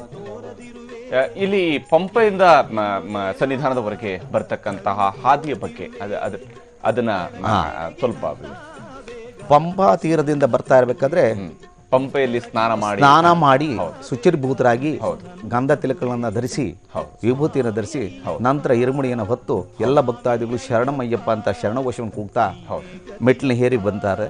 ಆ ಬಂದಂಥ ಸಂದರ್ಭದಲ್ಲಿ ಆ ಪಂಪೆಯ ತಡದಲ್ಲಿ ಯಾವಾಗ ಆ ಪಂದಳ ಕಂದನ ಆಗಿದಂಥ ಮಣಿಕಂಠ ಸ್ವಾಮಿ ಆ ಪಂದಳ ರಾಜನ ಸಿಕ್ತೋನೋ ಆ ಸ್ಥಳವನ್ನು ದರ್ಶನ ಮಾಡಿಕೊಂಡು ಮೇಲೆ ಹತ್ತಿದ್ರೆ ಗಣಪತಿ ಸಿಗ್ತಾನೆ. ಅವನೇ ಪಂಪಾ ಗಣಪತಿ ಅಂತ ಹೇಳೋದು, ಕನ್ನಿ ಮೂಲ ಗಣಪತಿ ಅಂತ ಹೇಳಿ ಅವನನ್ನು ಭಾವಿಸ್ತೀವಿ.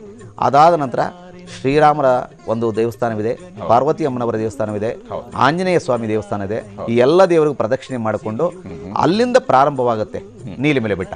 ಆ ಒಂದು ಬೆಟ್ಟದ ಮೆಟ್ಲುಗಳನ್ನು ಹತ್ಕೊಳ್ತಾ ನಾವು ಬರ್ತೀವಿ. ಆ ಬೆಟ್ಟ ಹತ್ತಾದ್ಮೇಲೆ ಅಪ್ಪಾಜಿ ಮೇಡು, ಇಪ್ಪಾಜಿ ಮೇಡು ಅಂತ ಸಿಗುತ್ತವೆ. ಅಂದ್ರೆ ಮೇಡುಗಳು ಅಂದ್ರೆ ಬೆಟ್ಟ ಮಲಯಾಳಮಲ್ಲಿ. ಅದಾದ ನಂತರ ಬಂದ್ರೆ ನಮಗೆ ಸಿಗೋದೇ ಶಬರಿ ಪೀಠ. ಇದ್ರ ಮಧ್ಯದಲ್ಲಿ ಬಹಳ ಕಠಿಣವಾದ ದುರ್ಗಮವಾದಂಥ ದಾರಿ ಇದೆ. ಆದ್ರೆ ಇತ್ತೀಚೆಗೆ ಸ್ವಲ್ಪ ನಯವಾಗಿ ಮಾಡಿದ್ದಾರೆ. ಅದ್ರ ಮಧ್ಯದಲ್ಲಿ ಜನಗಳಿಗೆ ಅನಾನುಕೂಲವಾಗಬಾರ್ದು. ಕೆಲವರು ರೋಗ ರುಜಿನ ಇದ್ದವರು ಇರ್ತಾರೆ, ಅಶಕ್ತರು ಇರ್ತಾರೆ, ವಯಸ್ಸಾದಂಥ ವೃದ್ಧರು ಇರ್ತಾರೆ ಅಂತ ಹೇಳಿ ಎರಡೂ ಇಕ್ಕಲುಗಳಲ್ಲಿ ನೀರಿನ ವ್ಯವಸ್ಥೆ ಮಾಡಿದ್ದಾರೆ. ಆಮೇಲೆ ಶೌಚಾಲಯ ವ್ಯವಸ್ಥೆ ಮಾಡಿದ್ದಾರೆ, ಆಕ್ಸಿಜನ್ ಪಾರ್ಲರ್ಗಳನ್ನು ಮಾಡಿದ್ದಾರೆ, ಅಲ್ಲಲ್ಲೇ ಕ್ಲಿನಿಕ್ಗಳನ್ನು ಮಾಡಿದ್ದಾರೆ. ಆಯುರ್ವೇದ ಮತ್ತು ಹೋಮಿಯೋಪತಿ ಮತ್ತು ಅಲೋಪತಿ ಎಲ್ಲವೂ ವ್ಯವಸ್ಥೆ ಮಾಡಿದ್ದಾರೆ. ಇತ್ತೀಚೆಗೆ ಬಹಳ ಚೆನ್ನಾಗಿದೆ ಯಾತ್ರೆ ಮಾಡಲಿಕ್ಕೆ. ಅದನ್ನು ಹತ್ತ ನಂತರ ಸಿಗೋದೇ ಶಬರಿ ಪೀಠ. ಆ ಶಬರಿ ಮಾತೆ ಆ ಬೇಡರ ಕನ್ಯೆಯಾಗಿ ಸಂಸಾರಸ್ಥಳಾಗಿದ್ದು ತದನಂತರ ಎಲ್ಲವನ್ನೂ ತ್ಯಾಗ ಮಾಡಿ ಆ ಶ್ರೀರಾಮನನ್ನು ಕುರಿತು ತಪಸ್ಸು ಮಾಡದಂಥ ಆ ಮಾತೆ ಕುಳಿತಂಥ ಜಾಗ ಸಿಗುತ್ತೆ. ಆ ತಾಯಿ ಅಲ್ಲಿ ಆ ಬೆಟ್ಟದಲ್ಲಿ ತಾನು ತಪಸ್ಸನ್ನು ಆಚರಿಸಿದಿಂದ ಆ ಬೆಟ್ಟಕ್ಕೆ ಶಬರಿಮಲೆ ಅಂತ ಬರ್ತದೆ. ಶಬರಿಮಲೆಯಾಗಿ ಪರಿವರ್ತನೆ ಆಗುತ್ತೆ. ಆ ಯಮ್ಮನಿಂದಲೇ ಆ ಬೆಟ್ಟಕ್ಕೆ ಆ ಹೆಸರು. ಅಂಥ ಶಬರಿ ಪೀಠದಲ್ಲಿ ನಾವು ಶ್ರದ್ಧಾಭಕ್ತಿಗಳಿಂದ ಆ ತಾಯಿ ತಪಸ್ಸು ಮಾಡ್ತಾ ಇದ್ಲು ಅನ್ನೋ ಜಾಗದಲ್ಲಿ ಒಂದು ಗುಡಿಯನ್ನು ಕಟ್ಟಿದ್ದಾರೆ. ಆ ಗುಡಿ ಹತ್ರದಲ್ಲಿ ಒಂದು ಕಾಯಿನ ಹೊಡೆದು ನಾವು ಆ ಗುಡಿಗೆ ಒಂದು ಪ್ರದಕ್ಷಿಣೆ ಹಾಕಿ, ಅಲ್ಲಿ ಯಾವ ಮೂರ್ತಿ ವಿಗ್ರಹಗಳಿಲ್ಲ, ಆ ಬರೀ ಗುಡಿಯನ್ನು ಮಾತ್ರ ನಿರ್ಮಾಣ ಮಾಡಿದ್ದಾರೆ. ಅದರ ಸಾಂಕೇತಿಕವಾಗಿ ಅದನ್ನು ಪ್ರದಕ್ಷಿಣೆ ಮಾಡಿಕೊಂಡು ತದನಂತರ ನಾವು ಯಾತ್ರೆ ಮುಂದುವರಿಸಿದ್ರೆ ಇನ್ನೊಂದು ಸ್ವಲ್ಪ ಮಟ್ಟಿಗೆ ಕಡೆದಾದಂಥ ಒಂದು ಜಾಗ ಸಿಗುತ್ತೆ. ಅದು ಶರಂಗುತ್ತಿ ಆಲೆ ಅಂತ. ಆ ಶರಂಗುತ್ತಿ ಆಲೆ ಬಹಳ ಮುಖ್ಯವಾದ್ದು ಅಂದರೆ ಈ ಪಂದಳ ರಾಜಶೇಖರ ತಾನು ವಾನಪ್ರಸ್ಥಾಶ್ರಮಕ್ಕೆ ಹೋಗಿ ತಾನು ರಾಜ್ಯವನ್ನು ಬಿಟ್ಟು ತಾನು ತಪಸ್ಸಿಗೆ ತಾನೂ ಹೊರಡ್ತಾನೆ. ಆ ಸಂದರ್ಭದಲ್ಲಿ ತನ್ನ ಆಭರಣಗಳನ್ನು ವಸ್ತ್ರಗಳನ್ನು ಎಲ್ಲವನ್ನೂ ಆ ಜಾಗದಲ್ಲಿ ಇಡ್ತಾನೆ ಅಂತ ಹೇಳಿ ಪ್ರತೀತಿ ಇಟ್ಟಿದ್ದ ಅಂತ. ಸೊ ಅದನ್ನು ಶರಂಗುತ್ತಿ ಆಲೆ ಅಂತಾರೆ. ಆ ಜಾಗದಲ್ಲಿ ಒಂದು ಶರವನ್ನು ಅಂದರೆ ಬಾಣವನ್ನು ಚುಚ್ಚಿ ಮುಂದೆ ಅಲ್ಲಿಂದ ಯಾತ್ರೆಯನ್ನು ಪ್ರಾರಂಭ ಮಾಡ್ತಾರೆ. ಅದಾದ ನಂತರ ಇಳಿಜಾರು ಬರ್ತದೆ. ಇಳಿಜಾರು ಬಂದು ಬರ್ತಾ ಸ್ವಾಮಿಯ ಸನ್ನಿಧಾನಕ್ಕೆ ಹತ್ತಿರಕ್ಕೆ ಬರ್ತೀವಿ. ಹತ್ತಿರಕ್ಕೆ ಬಂದು ಆ 18 ಮೆಟ್ಟಿಲುಗಳಂಥ ಪಡಿಯನ್ನು ನೋಡಿ ಆನಂದಪಟ್ಟು ಅದರ ಬಲಭಾಗದಲ್ಲಿರ್ತಕ್ಕಂಥ ಕುರಪ್ಪು ಸ್ವಾಮಿ, ಕೊಚ್ಚುಕುಡತ್ತು ಸ್ವಾಮಿ ಇವರಿಗೆ ವಂದನೆ ಮಾಡಿ ತದನಂತರ ಬಲಭಾಗದಲ್ಲಿ ಒಂದು ಕಾಯಿ ಹೊಡಿಲಿಕ್ಕೆ ಜಾಗ ಇದೆ. ಕಾಯಿ ಹೊಡೆಯೋದು ಅಂದರೆ ಆ ವಿಘ್ನೇಶ್ವರನಿಗೆ ನಮ್ಮ ಯಾತ್ರೆನ ಇಲ್ಲಿವರೆಗೂ ಕರ್ಕೊಂಬಂದಿದೆಯಾ, ಆ ಭಗವಂತನ ಮೆಟ್ಲ ಹತ್ರ ಬಂದು ನಿಂತು ಬಿಟ್ಟಿದ್ವಿ, ಇನ್ನು ಕೆಲವೇ ನಿಮಿಷಗಳಲ್ಲಿ ಅವನ ಪಾದ ದರ್ಶನ ನಮಗಾಗ್ತದೆ. ಇಂಥ ಒಂದು ನಮ್ಮ ಯಾತ್ರೆಗೆ ಸಹಾಯ ಮಾಡಿದಂಥ ನಿನಗೆ ನಾವು ಶರಣ ಹೇಳ್ತೀವಿ, ನಿನಗೆ ನಮಸ್ಕಾರಗಳನ್ನು ತಿಳಿಸ್ತೀವಿ ಅನ್ನೋ ಸಂಕೇತವಾಗಿ ಆ ಗಣಪತಿಗೋಸ್ಕರ ಆ ಕಾಯಿನ ಹೊಡೆಯೋದು. ಆ ಕಲ್ಪವೃಕ್ಷ ಗಣಪತಿಗೆ ಬಹಳ ಶ್ರೇಷ್ಠವಾದ್ದು, ಹಾಗಾಗಿ ಇಷ್ಟಪಡ್ತಾನೆ ಅಂಥೇಳಿ ಆ ಕಾಯಿನ ಹೊಡೆದು ಅಲ್ಲಿಂದ ಬಂದು ಮೆಟ್ಲನ್ನು ಹತ್ತಲಿಕ್ಕೆ ಪ್ರಾರಂಭ ಮಾಡ್ತೀವಿ.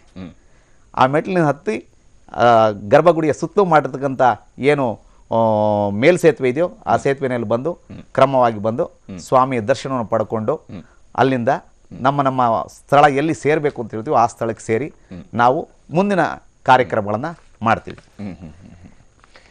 ಹಾಗೆಯೇ ಈಗ ರಮೇಶ್ ಅವರೇ, ಈಗಾಗಲೇ ಸ್ವಾಮಿಯ ಈ ಒಂದು ದರ್ಶನದ ಭಾಗ್ಯ ಈಗ ಸಿಗ್ತಾ ಇರುವಂಥದ್ದು, ಇದು ಅಲ್ಲಿ ನಿಂತು ನೀವು ನೋಡಿದಂಥ ಸಂದರ್ಭದಲ್ಲಿ 18 ವರ್ಷಗಳ ಕಾಲ ಅಲ್ಲಿ ಹೋಗಿ ನೋಡಿದ ಸಂದರ್ಭದಲ್ಲಿ ಆವಾಗ ನಿಮಗೆ ಅನ್ನಿಸ್ತಾ ಇದ್ದಂತಹ ಭಾವನೆ, ಆವಾಗ ಆ ಕ್ಷಣ ಹಿಂಗೆ ಆ ಕ್ಷಣಗಳು ವರ್ಣನೆ ಮಾಡೋಕ್ಕೆ ಅಸಾಧ್ಯವಾದದ್ದು. ಮತ್ತು ಅಲ್ಲಿರ್ತಕ್ಕಂಥ ಜನಸಂಖ್ಯೆ ಮತ್ತು ಆ ಒಂದು ಇದರಲ್ಲಿ ಆ ಶರಣ ಘೋಷ ಮುಗಿಲು ಮುಟ್ತಾ ಇರ್ತದೆ.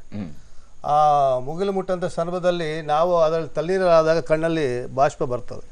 ಆ ಒಂದು ಸಂತೋಷದ ವಾತಾವರಣ ಮತ್ತು ಅಲ್ಲಿ ಜ್ಯೋತಿ ನೋಡ್ತಕ್ಕಂಥ ಒಂದು ಕಾತುರ ಪ್ರತಿಯೊಂದು ನಮ್ಮಲ್ಲಿ ಮೂಡಿ ಬಂದಿರ್ತದೆ.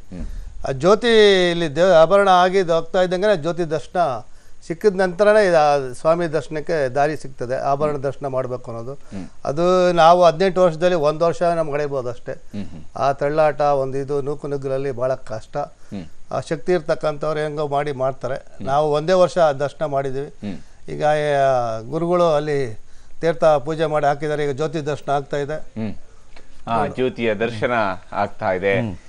ಮಕರ ಜ್ಯೋತಿ ಮೊದಲ ದರ್ಶನ ಆಗುವಂಥದ್ದು, 3 ಬಾರಿ ಮಕರ ಜ್ಯೋತಿಯ ದರ್ಶನ ಆಗುವಂತಹದ್ದು. ಪೊನ್ನಂಬಲ ವೇಡುವಿನಲ್ಲಿ ಸ್ವಾಮಿಯ ದರ್ಶನ ಆಗತಕ್ಕಂತಹ ಒಂದು ನಂಬಿಕೆ ಪ್ರತೀತಿ ಇರತಕ್ಕಂಥದ್ದು. ಸ್ವಾಮಿಯೇ ಶರಣಮಯ್ಯಪ್ಪ ಅನ್ನುವಂತಹ ಘೋಷಣೆಯನ್ನ ಮಾಡೋದರ ಮೂಲಕವಾಗಿ ಭಕ್ತಾದಿಗಳು ಸ್ವಾಮಿಯ ದರ್ಶನವನ್ನ ಪಡೆಯತಕ್ಕಂಥದ್ದು. 3 ಬಾರಿ ಈಗ ಸ್ವಾಮಿಯ ದರ್ಶನ ಆಗಿದೆ. ಅಲ್ಲಿ ಶುಭ ಮಕರ ಜ್ಯೋತಿಯ ದರ್ಶನ ಆಗಿದೆ. ಸಂಕ್ರಮಣದ ಗಳಿಗೆಯಲ್ಲಿ ಈ ಒಂದು ಶ್ರೀ ಮಕರ ಜ್ಯೋತಿಯನ್ನ ನೋಡ್ತಕ್ಕಂತಹದ್ದು, ಅದರಿಂದ ಪಾವನರಾಗುವಂತಹ ಭಕ್ತಗಣನ ಇಲ್ಲಿ ನಮಗೆ ಆ ಮಕರ ಜ್ಯೋತಿಯ ದರ್ಶನ ಕಾಣ್ತಾ ಇರತಕ್ಕಂತಹ ದೃಶ್ಯವನ್ನ ಮತ್ತೊಮ್ಮೆ ನಾವಿಲ್ಲಿ ನೋಡ್ತಾ ಇರ್ತಕ್ಕಂಥದ್ದು. 3 ಬಾರಿ ಪೊನ್ನಂಬಲ ವೇಡುವಿನಿಂದ ಕಾಣಿಸ್ಕೊಳ್ತಕ್ಕಂತಹ ಈ ಒಂದು ಮಕರ ಜ್ಯೋತಿ ದರ್ಶನ, ಮಕರ ವಿಳಕ್ಕು ಅನ್ನುವಂತಹ ಮೂಲಕವಾಗಿ ಮಲಯಾಳಂನಲ್ಲಿ ಏನು ಕರೀತಾರೆ, ಮಕರ ವಿಳಕ್ಕು ದರ್ಶನ ಪಡೆಯತಕ್ಕಂತಹ ಸಂದರ್ಭ ಇದು. ಈಗಾಗಲೇ 3 ಬಾರಿ ಮಕರ ಜ್ಯೋತಿ ಕಾಣಿಸ್ಕೊಂಡು ಅಲ್ಲಿ ಸೇರಿರ್ತಕ್ಕಂತಹ ಆಗ್ಲೇನೆ ನಮ್ಮ ಜೊತೆಗೆ ಅಕ್ಷಯ್ ಬಸವರಾಜ್ ಅವರು ಹೇಳಿದ ರೀತಿಯಲ್ಲಿ ಒಂದು ರಾಗಿ ಕಾಳನ್ನ ಹಾಕಿದ್ರು ಕೂಡ ಬೀಳಲಾರದಷ್ಟು ಒತ್ತೊತ್ತಾಗಿ ಅಲ್ಲಿ ಭಕ್ತಾದಿಗಳು ನಿಂತಿರುವಂತಹ ಸಂದರ್ಭ ಇದು. ಲಕ್ಷಾಂತರ ಜನ ಈಗ ಇಡೀ ಪಂಬೆಯಿಂದ ಆರಂಭ ಆಗಿ ಸನ್ನಿಧಾನದವರೆಗೂ ಕೂಡ ಅಷ್ಟು ಸಂಖ್ಯೆಯಲ್ಲಿ, ಲಕ್ಷಾಂತರ ಸಂಖ್ಯೆಯಲ್ಲಿ ಸೇರಿರ್ತಕ್ಕಂತಹ ಭಕ್ತರು ಆ ಸ್ವಾಮಿಯ ದರ್ಶನವನ್ನ ಪಡೆಯುವುದಕ್ಕಾಗಿ ಈಗ ನಿಂತಿರ್ತಕ್ಕಂತಹದ್ದು. ಮಕರ ಜ್ಯೋತಿಯ ದರ್ಶನ ಆಗಿದೆ. ಪೊನ್ನಂಬಲ ಮೇಡುವಿನಿಂದ ಮಕರ ಜ್ಯೋತಿ ಕಾಣಿಸ್ಕೊಳ್ಳುವಂತಹದ್ದು. ಪೊನ್ನಂಬಲ ಮೇಡುವಿನಲ್ಲಿ ಆ ಒಂದು ಮಕರ ಜ್ಯೋತಿಯನ್ನ ದರ್ಶನ ಮಾಡೋದಕ್ಕಾಗಿ ನಿಂತಿರ್ತಕ್ಕಂತಹ ಭಕ್ತಾದಿಗಳನ್ನು ಕೂಡ ನಾವು ಇಲ್ಲಿ ಗಮನಿಸಬಹುದು. ಪೊನ್ನಂಬಲ ಮೇಡು ಬೆಟ್ಟದಿಂದ ಕೇರಳದ ಪೊನ್ನಂಬಲ ಮೇಡು ಬೆಟ್ಟದ ಮೂಲಕವಾಗಿ ಕಾಣಿಸ್ಕೊಳ್ತಕ್ಕಂತಹ ಈ ಒಂದು ಸ್ವಾಮಿಯ ದರ್ಶನ. ಹಾಗೆಯೇ ಅದಾದ ನಂತರ ಈಗ ಒಳಗೆ ಸ್ವಾಮಿಗೆ ಅಲಂಕಾರವನ್ನು ಅಲಂಕಾರ ಮಾಡಿರುವಂತಹ ತಿರುವಾಭರಣದ ಮೂಲಕವಾಗಿ ಅಲಂಕೃತನಾಗಿರ್ತಕ್ಕಂತಹ ಅಯ್ಯಪ್ಪ ಸ್ವಾಮಿಯ ದರ್ಶನವನ್ನ ಪಡಿತಕ್ಕಂತಹದಕ್ಕೂ ಕೂಡ ಅಲ್ಲಿ ಭಕ್ತರು ಸನ್ನಿಧಾನದ ಗರ್ಭಗುಡಿಯ ಮುಂಭಾಗದಲ್ಲಿ ನಮಸ್ಕರಿಸ್ತಾ ಇರ್ತಕ್ಕಂಥ ಕೂಡ ನಾವು ನೋಡ್ತಾ ಇದ್ವಿ. ಹಾಗೆಯೇ ಇದು ಏನೋ ಈ ಒಂದು ಮಕರ ಜ್ಯೋತಿಯ ದರ್ಶನ ಆಗಿರತಕ್ಕಂತಹದ್ದು.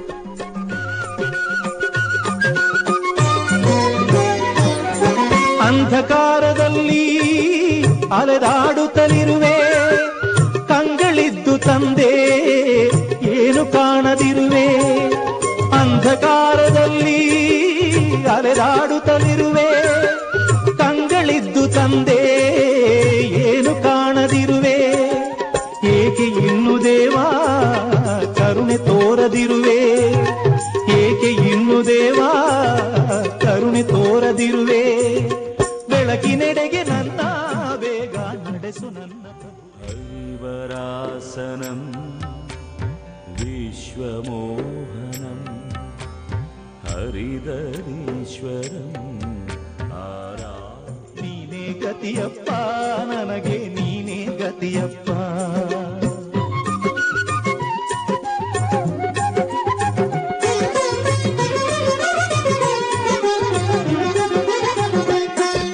ಸಿರಿಯುಬೇಕು ಎಂದು ಕೇಳಲಾರೆನಯ್ಯ, ಸ್ವರ್ಗ ನೀಡು ಎಂದು ಬೇಡಲಾರೆನಯ್ಯ.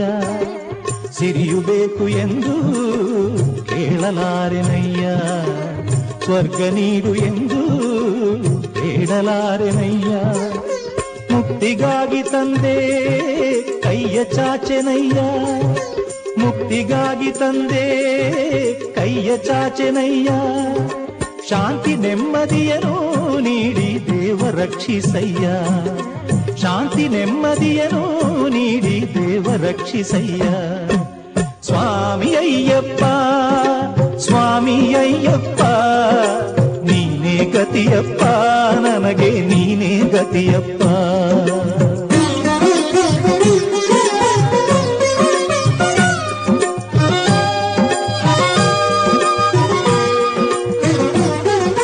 ಕಂಗಳಲ್ಲಿ ನಿನ್ನ ಚರಣ ತುಂಬಿಕೊಳ್ಳಲಿ, ಮನಸ್ಸಿನಲ್ಲಿ ನಿನ್ನ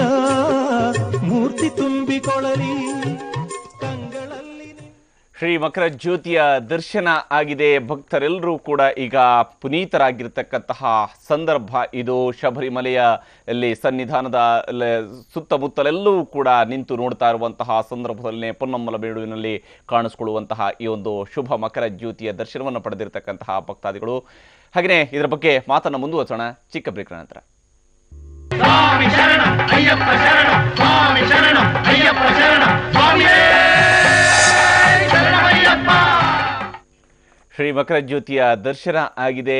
ಈಗಾಗಲೇ ಸ್ವಾಮಿಗೆ ತಿರುವಾಭರಣವನ್ನು ಧರಿಸಿ ಆಗಿರುವಂಥದ್ದು. ತಿರುವಾಭರಣದ ಮೂಲಕವಾಗಿ ಅಲಂಕಾರವನ್ನು ಮಾಡಿರ್ತಕ್ಕಂತಹ ಸ್ವಾಮಿಯ ದರ್ಶನ ಮುಂದುವರಿಯುತ್ತೆ. ಮಕರ ಜ್ಯೋತಿಯ ದರ್ಶನ ಆಯಿತು. ಈಗಾಗಲೇ 3 ಬಾರಿ ಮಕರ ಜ್ಯೋತಿ ದರ್ಶನ ಆಗತಕ್ಕಂಥದ್ದು. 3 ಬಾರಿ ಆ ಪೊನ್ನಮ್ಮಲ ಮೇಡುವಿನಿಂದ ಕಾಣಿಸ್ಕೊಳ್ತಕ್ಕಂತಹ ಜ್ಯೋತಿ. ಆ ಮೂಲಕವಾಗಿ ಭಕ್ತರಲ್ಲಿ ಮಕರ ಜ್ಯೋತಿಯ ಸ್ವರೂಪದಲ್ಲಿ ಸ್ವಾಮಿ ದರ್ಶನವನ್ನು ಕೊಡ್ತಾನೆ ಅನ್ನುವಂತಹ ನಂಬಿಕೆ ಇವತ್ತು ಕೂಡ ಭಕ್ತರಲ್ಲಿ ಇರತಕ್ಕಂತಹದ್ದು. ಅಕ್ಷಯ ಬಸವರಾಜ್ ಅವರೇ, ಇವತ್ತು ಈಗಾಗಲೇ ಈಗ ಜ್ಯೋತಿ ದರ್ಶನ ಆಯಿತು. ಜ್ಯೋತಿ ದರ್ಶನ ಆದ ನಂತರ ಎಷ್ಟು ಹೊತ್ತಿನವರೆಗೆ ಅಲ್ಲಿ ಈ ಒಂದು ತಿರುವಾಭರಣದ ಮೂಲಕವಾಗಿ ಸ್ವಾಮಿಯನ್ನು ನೋಡೋದಕ್ಕೆ ಆಗುತ್ತೆ? ಈ ಜ್ಯೋತಿ ಧರಿಸಿದ ನಂತರ ತಿರುವಾಭರಣ ಧರಿಸಿದ ನಂತರ ಇವತ್ತು ರಾತ್ರಿ ಇಡೀ ತಿರುವಾಭರಣದ ದರ್ಶನವೇ ಸಿಗುತ್ತೆ ಎಲ್ಲ ಭಕ್ತಾದಿಗಳಿಗೆ. ನಾಳೆ ಬೆಳಿಗ್ಗೆ ಪ್ರಾರಂಭವಾದಾಗ ಸುಪ್ರಭಾತದೊಂದಿಗೆ ಬೇರೆಯ ಆಭರಣಗಳನ್ನ ಮತ್ತೆ ಅಭಿಷೇಕಕ್ಕೆ ಬೇಕಾದಂತ ತಯಾರಿಯನ್ನು ಮಾಡ್ಕೊಂಡಿರ್ತಾರೆ. ಹಾಗಾಗಿ ಈ ತಿರುವಾಭರಣ ಈ ದಿವಸದ ಒಂದು ದಿವಸ ರಾತ್ರಿವರೆಗೂ ಆ ಸ್ವಾಮಿಯ ಮೈ ಮೇಲೆ ಇರ್ತದೆ. ಅಂದ್ರೆ ಎಲ್ಲ ಭಕ್ತರಿಗೂ ನೋಡೋದಕ್ಕೆ ಸ್ವಲ್ಪ ಸಾಧ್ಯ ಅಂದ್ರೆ ಆದಷ್ಟು ಹೆಚ್ಚಿನ ಸಂಖ್ಯೆಯಲ್ಲಿ ಭಕ್ತರು ನೋಡೋದಕ್ಕೆ ಅವಕಾಶ ಸಿಗುತ್ತೆ. ಇಲ್ಲಿ ಹೆಚ್ಚಿನ ಸಂಖ್ಯೆಯಲ್ಲಿ ನೋಡೋದಕ್ಕೆ ಅಂದ್ರೆ ಆ ಸಮಯ, ಆ ಸಮಯದಲ್ಲಿ ಎಷ್ಟು ಲಕ್ಷ ಭಕ್ತಾದಿಗಳು ನೋಡಬಹುದು ಅಷ್ಟು ನೋಡಬಹುದು. ಅದರಲ್ಲೂ ಬಹಳ ತುರ್ತಾಗಿ ಕಳಿಸ್ಕೊಡ್ತಾರೆ. ಒಂದು 3-4 ಸೆಕೆಂಡ್ ಮಾತ್ರ ನಿಲ್ಲಿಸಕ್ಕೆ ಅವಕಾಶ ಕೊಡ್ತಾರೆ ಅಷ್ಟೇ. ಒಬ್ಬ ಭಕ್ತ ಎಲ್ಲರೂ ಕೂಡ ದರ್ಶನ ಆಗಬೇಕು ಅನ್ನೋ ಒಂದ್ ರೀತಿಲಿ ಹೇಳಕ್ ಹೋದ್ರೆ ತಿರುಪತಿಗಿಂತೂ ಬಹಳ ಶೀಘ್ರವಾಗಿ ನಮ್ಮನ್ನ ಕಳಿಸ್ಕೊಟ್ಬಿಡ್ತಾರೆ ಆ ತಿರುವಾಭರಣದು. ಯಾಕೆಂದ್ರೆ ಎಲ್ರಿಗೂ ಅಲ್ಲೊಂದು ಆಸೆ ಇರ್ತದೆ. ಎಲ್ಲರೂ ಆ ತಿರುವಾಭರಣ ದರ್ಶನ ಪಡ್ಕೋಬೇಕು ಅನ್ನೋ ಒಂದು ಆಸೆಯಿಂದ ಬಂದಿರ್ತಾರೆ. ತುಂಬಾ ಆಸೆ ಇಟ್ಕೊಂಡಿರ್ತಾರೆ. ಎಷ್ಟೋ ಜನಕ್ಕೆ 10 ವರ್ಷ 12 ವರ್ಷ 15 ವರ್ಷಕ್ಕಾದ್ರೂ ಕೂಡ ಆಭರಣ ದರ್ಶನ ಮಾಡ್ಲಿಕ್ಕೆ ಆಗಿರೋದಿಲ್ಲ. ಸೊ ಇಂಥವರೆಲ್ಲ ಕಷ್ಟಪಟ್ಟು ಮೊದಲೇ ಬಂದು ನಿಂತ್ಕೊಂಡು ಒಂದು ದಿವಸ ಮೊದಲೇ ನಿಂತ್ಕೊಂಡು ಕಾದು ದರ್ಶನವನ್ನು ಪಡ್ಕೊಳ್ತಾರೆ. ಹಾಗಾಗಿ ಈ ಒಂದು ದಿವಸ ಮಾತ್ರ ಆ ತಿರುವಾಭರಣ ದರ್ಶನ ಸಿಗುತ್ತೆ. ಮತ್ತೆ ನಾಳೆ ಯಥಾವಿಧಿ ಪ್ರಕಾರದಲ್ಲಿ ಆ ಒಂದು ಸ್ವಾಮಿಗೆ ಏನೋ ಒಂದು ಈಗ ಪ್ರತಿ ತಿಂಗಳು ಕೂಡ ಸ್ವಾಮಿಯ ದರ್ಶನಕ್ಕೆ ಹೋಗುವಂತ ಒಂದು ಇದು ನಡೆಯುತ್ತೆ ಶಬರಿಮಲೆಗೆ. ಹಿಂದೆ ಮಂಡಲ ಮತ್ತು ಇದರ ಮೂಲಕವಾಗಿ ಮಕರ ಜ್ಯೋತಿಯ ಸಂದರ್ಭದಲ್ಲಿ ಮಾತ್ರ ಹೋಗ್ತಾರೆ. ಅದು ಬಿಟ್ರೆ ಬಿಸು ಸಂದರ್ಭದಲ್ಲಿ ಹೋಗ್ತಾ ಇದ್ರು. ಈಗ ತಿಂಗಳು ಕೂಡ ಹೋಗುವಂತಹದ್ದು, ಸಂಕ್ರಮಣದ ಸಂದರ್ಭದಲ್ಲಿ ಹೋಗ್ತಕ್ಕಂಥ ಅವಕಾಶ ಸಿಗುವಂಥದ್ದು. ಮೊದಲು ಕೂಡ ಅಲ್ಲಿ ಅರ್ಚಕ ವರ್ಗದವರು ಮತ್ತೆ ಕೆಲವು ಮಂದಿ ಹೋಗಿ ಪೂಜೆಯನ್ನ ತಿಂಗಳು ಮಾಡ್ತಿದ್ರು. ಇತ್ತು. ಇತ್ತೀಚೆಗೆ ಯಾವಾಗ ಒಂದು ಮಂಡಲ ಪೂಜೆಗೆ ಮತ್ತು ಮಕರ ವಿಳಕ್ಕಿಗೆ ಮತ್ತು ವಿಷು ವಿಳಕ್ಕಿಗೆ ಹೆಚ್ಚಿನ ಸಂಖ್ಯೆಯಲ್ಲಿ ಅಪಾರ ಭಕ್ತಾದಿಗಳು ಬರೋಕ್ಕೆ ಪ್ರಾರಂಭ ಆದ್ರು, ಆ ಸಂದರ್ಭದಲ್ಲಿ ಬೇರೆ ತಿಂಗಳಲ್ಲೂ ಕೂಡ ಸ್ವಾಮಿ ದರ್ಶನ ಇದೆ, ಇದೇ ವಿಶೇಷ ಇದೇ ತಿಂಗಳಲ್ಲಿ ಇದೇ ದಿವಸದಲ್ಲಿ ಬರಬೇಕು ಅನ್ನೋದು ಏನು ಪ್ರಮೇಯ ಇಲ್ಲ ಅಂತ ಹೇಳಿ ಕೆಲವು ಭಕ್ತಾದಿಗಳು ಮಾರ್ಪಾಟ್ ಮಾಡಿಕೊಂಡು ಪ್ರತಿ ತಿಂಗಳು ದರ್ಶನಕ್ಕೆ ಹೋಗ್ತಾರೆ. ಆ ಪ್ರತಿ ತಿಂಗಳಲ್ಲಿ ಸಂಕ್ರಮಣ ಕಾಲ ಅಂತ ಬರುತ್ತೆ. ಆ ಸಂಕ್ರಮಣ ಕಾಲದಿಂದ ಪ್ರಾರಂಭವಾಗಿ 5 ದಿನಗಳ ಮಾತ್ರ ಸ್ವಾಮಿಗೆ ದರ್ಶನಕ್ಕೆ ಅವಕಾಶವನ್ನು ಮಾಡಿಕೊಡ್ತಾರೆ. ಈ ರೀತಿಯಾದಂಥ ದರ್ಶನದಿದೆ. ಇನ್ನು ಅದು ಬಿಟ್ಟರೆ ವಿಶೇಷ ಅಂದರೆ ಮಕರ ವಿಳಕ್ಕು ಮತ್ತೆ ಮಂಡಲ ವಿಳಕ್ಕು ವಿಶ್ವ ವಿಳಕ್ಕು ಅಂತೇಳಿ ಈ 3 ವರ್ಷದ 3 ಪ್ರಮುಖ ಘಟ್ಟಗಳು. ಅದರಲ್ಲಿ ಅತ್ಯಂತ ವಿಶೇಷವಾದ್ದು ಈ ಮಕರ ವಿಳಕ್ಕು. ವಿಳಕ್ಕು ಅಂದ್ರೆ ಬೆಳಕು, ಮಕರ ಜ್ಯೋತಿ ಅಂತ ನಾವು ಕನ್ನಡದಲ್ಲಿ ಹೇಳ್ತೀವಲ್ಲ ಹಾಗೆ ಈ ಮಕರ ಜ್ಯೋತಿ ಅತ್ಯಂತ ವಿಶೇಷವಾದ್ದು ಅಂತ ಹೇಳಿ. ಎಲ್ಲವೂ ವಿಶೇಷವೇ. ಆ ಭಕ್ತನ ಮನಸ್ಸಿಗೆ ಅರಿವಿಗೆ ಯಾವ ರೀತಿ ನಿಲುಕುತ್ತೋ ಆ ರೀತಿ ಯಾವ ರೀತಿ ತಗೊಳ್ತಾನೋ ಆ ರೀತಿಯಾದಂಥ ಒಂದು ರೀತಿಯಲ್ಲಿ ಭಗವಂತನ ದರ್ಶನ ಆಗ್ತದೆ ಎಲ್ಲ ದಿವಸ. ರಮೇಶ್ ಸ್ವಾಮಿ, ಕೊನೆಯದಾಗಿ ತಾವೇನು ಹೇಳ್ತೀರಿ ಇವೆಲ್ಲವನ್ನು ಕೂಡ? ಇವೆಲ್ಲವನ್ನು ಹೇಳ್ಬೇಕಾದ್ರೆ ನಮ್ಮ ಇಂಪಾರ್ಟೆಂಟು ಗುರುಸ್ವಾಮಿಗಳು ಇರ್ತಾರೆ.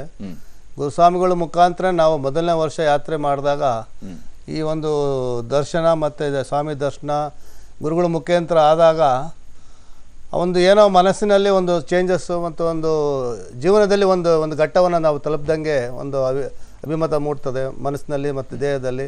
ಮತ್ತು ನಮ್ಮ ದೇಹ ದಂಡಿಸಿರ್ತೀವಿ ಪ್ರತಿಯೊಂದು ವಿಚಾರದಲ್ಲೂ ಸಹಿತ. ಆ ಮನೆಯಲ್ಲಿರ್ತಕ್ಕಂಥ ಹೆಣ್ಣು ಮಕ್ಕಳಿಂದ ಹಿಡಿದು ಪ್ರತಿಯೊಬ್ಬ ಮಕ್ಕಳು ಪರಿಮಕ್ಕಳೆಲ್ಲರೂ ಸಹಿತ ಒಂದು ಆ ವ್ರತಾಚರಣೆ ಪಾಲ್ಗೊಂಡು ಅವ್ರಿಗೂ ಈ ಶ್ರೇಯಸ್ಸು ಲಭ್ಯವಾಗುತ್ತೆ ಮನೆಯಲ್ಲಿ.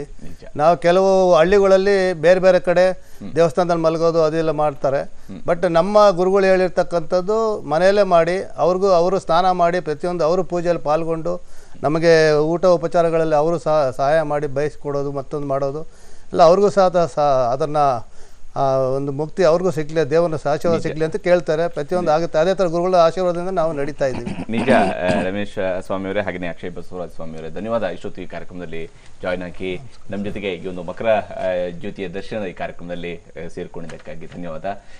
ಇದು ಈ ಹೊತ್ತಿನ ವಿಶೇಷ. ನಿರಂತರ ಸುದ್ದಿಗಾಗಿ ನೋಡ್ತಾ ಇರಿ TV9. ಸ್ವಾಮಿ ಶರಣಂ ಅಯ್ಯಪ್ಪ ಶರಣಂ ಸ್ವಾಮಿ ಶರಣಂ.